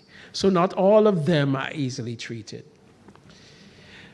Even the so-called self-limited myoclonic epilepsy of infancy, a certain percentage go on to have juvenile myoclonic and/or focal epilepsies. But interestingly, valproic acid has been very successful in teasing these out. Clobazam helps, and levetiracetam. The childhood absence epilepsy, I will not go into this. We know what it is. We know with hyperventilation we can induce it. Very brief periods, 10 to 20 seconds. But approximately 17% of them may go on to have other seizure types. Early age of onset is a predictor, and the male gender seems to be a predictor. There seems to be no correlation between age of onset and family history and other abnormalities. And even with juvenile myoclonic epilepsy, this one in particular is problematic. Because with juvenile myoclonic epilepsy, just jumping through the other, we're never quite sure if it's compliance that's causing the problem or that they're not taking medications. Because teenagers frequently don't take their medicines. But in all the studies looking at this, there's a fairly large cohort that are resistant to medications. Once again, valproic acid is often a predictor. So even in women, if you give a little bit of valproic acid and it doesn't stop the seizures, it's very difficult to treat. But of course, you don't want to give valproic acid for clear and obvious reasons in a woman of childbearing age because of the multiple side effects.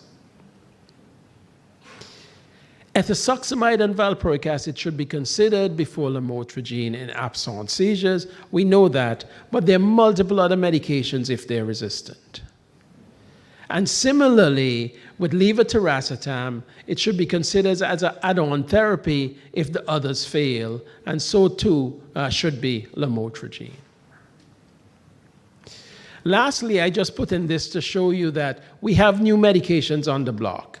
For genetic generalized epilepsies, lacosamide, brivaracetam, and perampanel actually has shown some efficacy in those that you can't treat.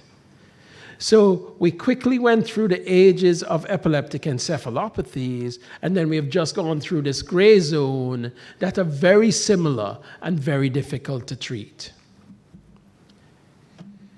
So in summary, the key factor here is history, history, history.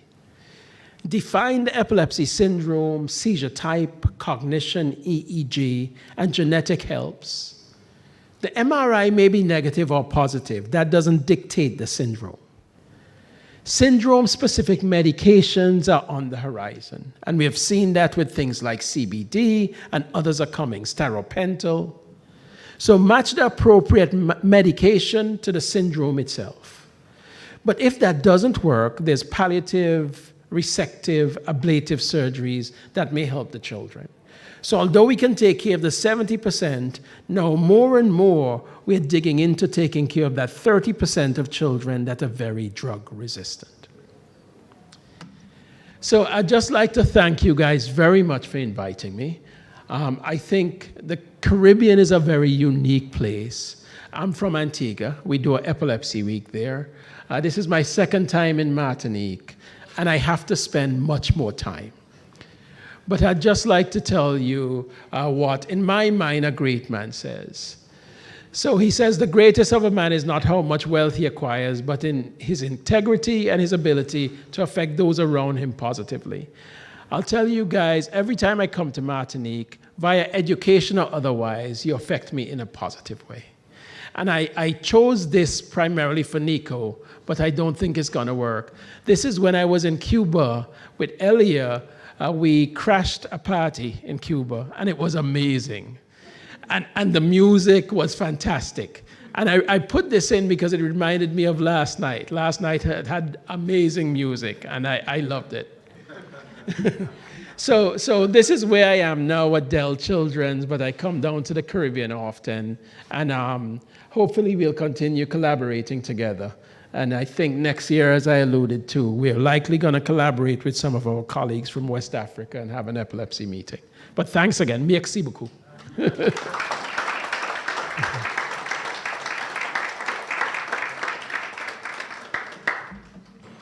Congratulations. Thank you. Thank you. It was a great Questions? talk. Thank you. As a previous one.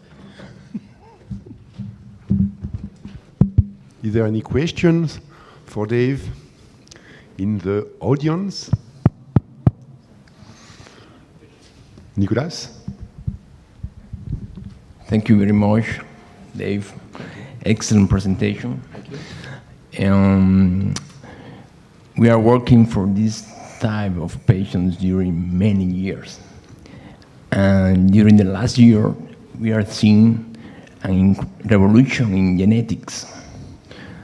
What does it impact in the management of children with epilepsy? That's a very, very good question.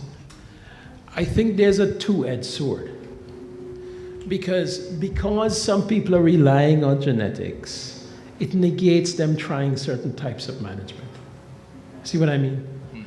So sometimes you see a very clear lesion, and at least in the US, they do all this workup because one genetic thing is abnormal.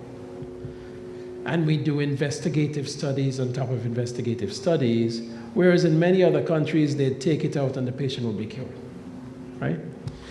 But inversely, sodium channelopathies, for instance, I am on the Epilepsy Leadership Council, and they're driving research with CDKL5, sodium channelopathies, GRIN, tuberous sclerosis. So a lot of the genetic studies are now driving investigative studies that's going to help not only those syndromes, but they're going to help all the epilepsies. So again, a two-edged sword. Yeah. Yes, back.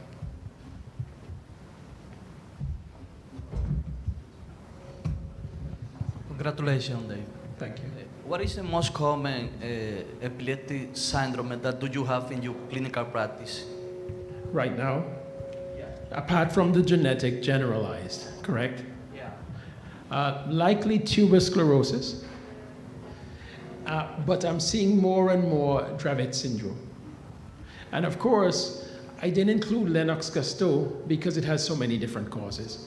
But outside of Lennox-Gastaut, probably tuberous sclerosis and more sodium channelopathies. Yeah.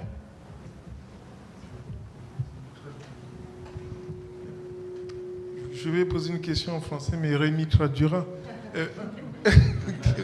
Thank you for this nice talk. Yeah, I think I caught a few words. Yeah.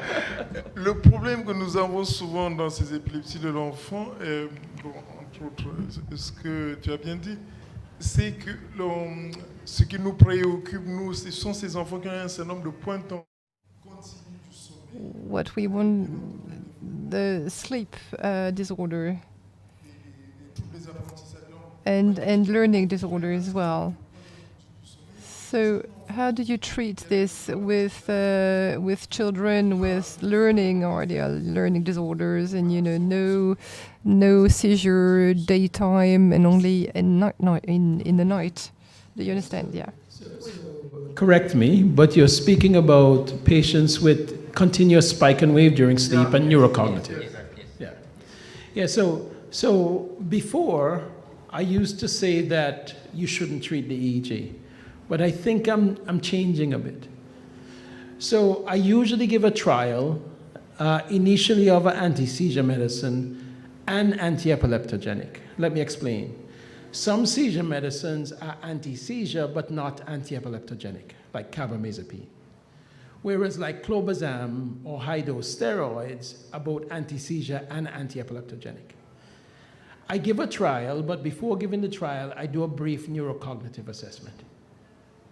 I then do the trial for about 3 months and repeat the neurocognitive assessment and the EEG. If I see absolutely no change, I may try one more. But if I see a dramatic change, then I aggressively treat it to try and improve neurocognition. Yeah? Yeah, but there's no real objectivity. That's my subjective way. Yeah.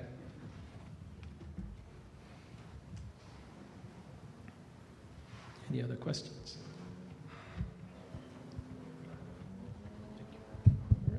If there is no additional questions, I think we can make you free to go back in the room, and maybe I can give you for the last words for closing the conference. Thank you, Dave.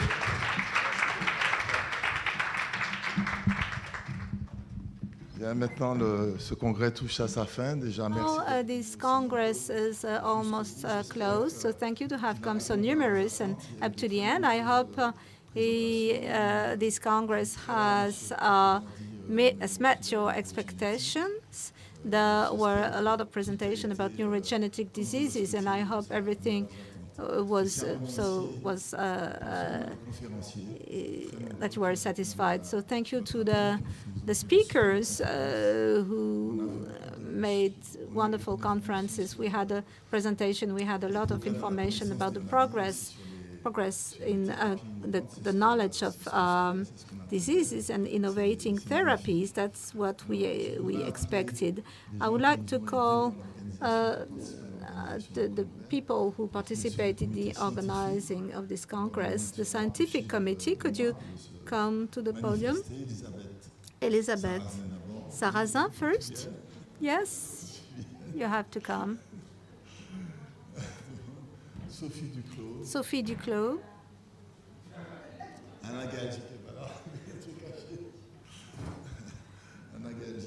Anna Galgi is not here. Cyril Goizet. Aïssatou Signaté.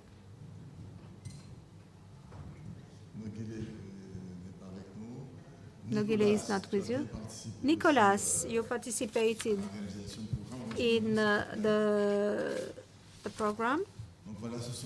So could you join us? So all these people are the one who enabled to organize the conferences, and I thank you. So this is essentially thanks to these people.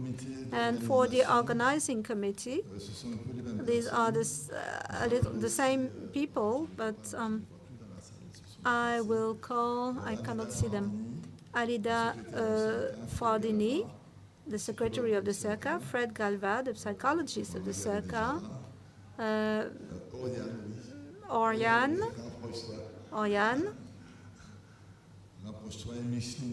and Micheline Wiltor, the social service, social worker of the service. This is the team who participated in the organizing committee, and Dr. Belance. Yeah. Yes. If this congress is a subsex, it's also this is also thanks to you, and we're waiting for you for the next edition in 2024, in 2 years at the same period.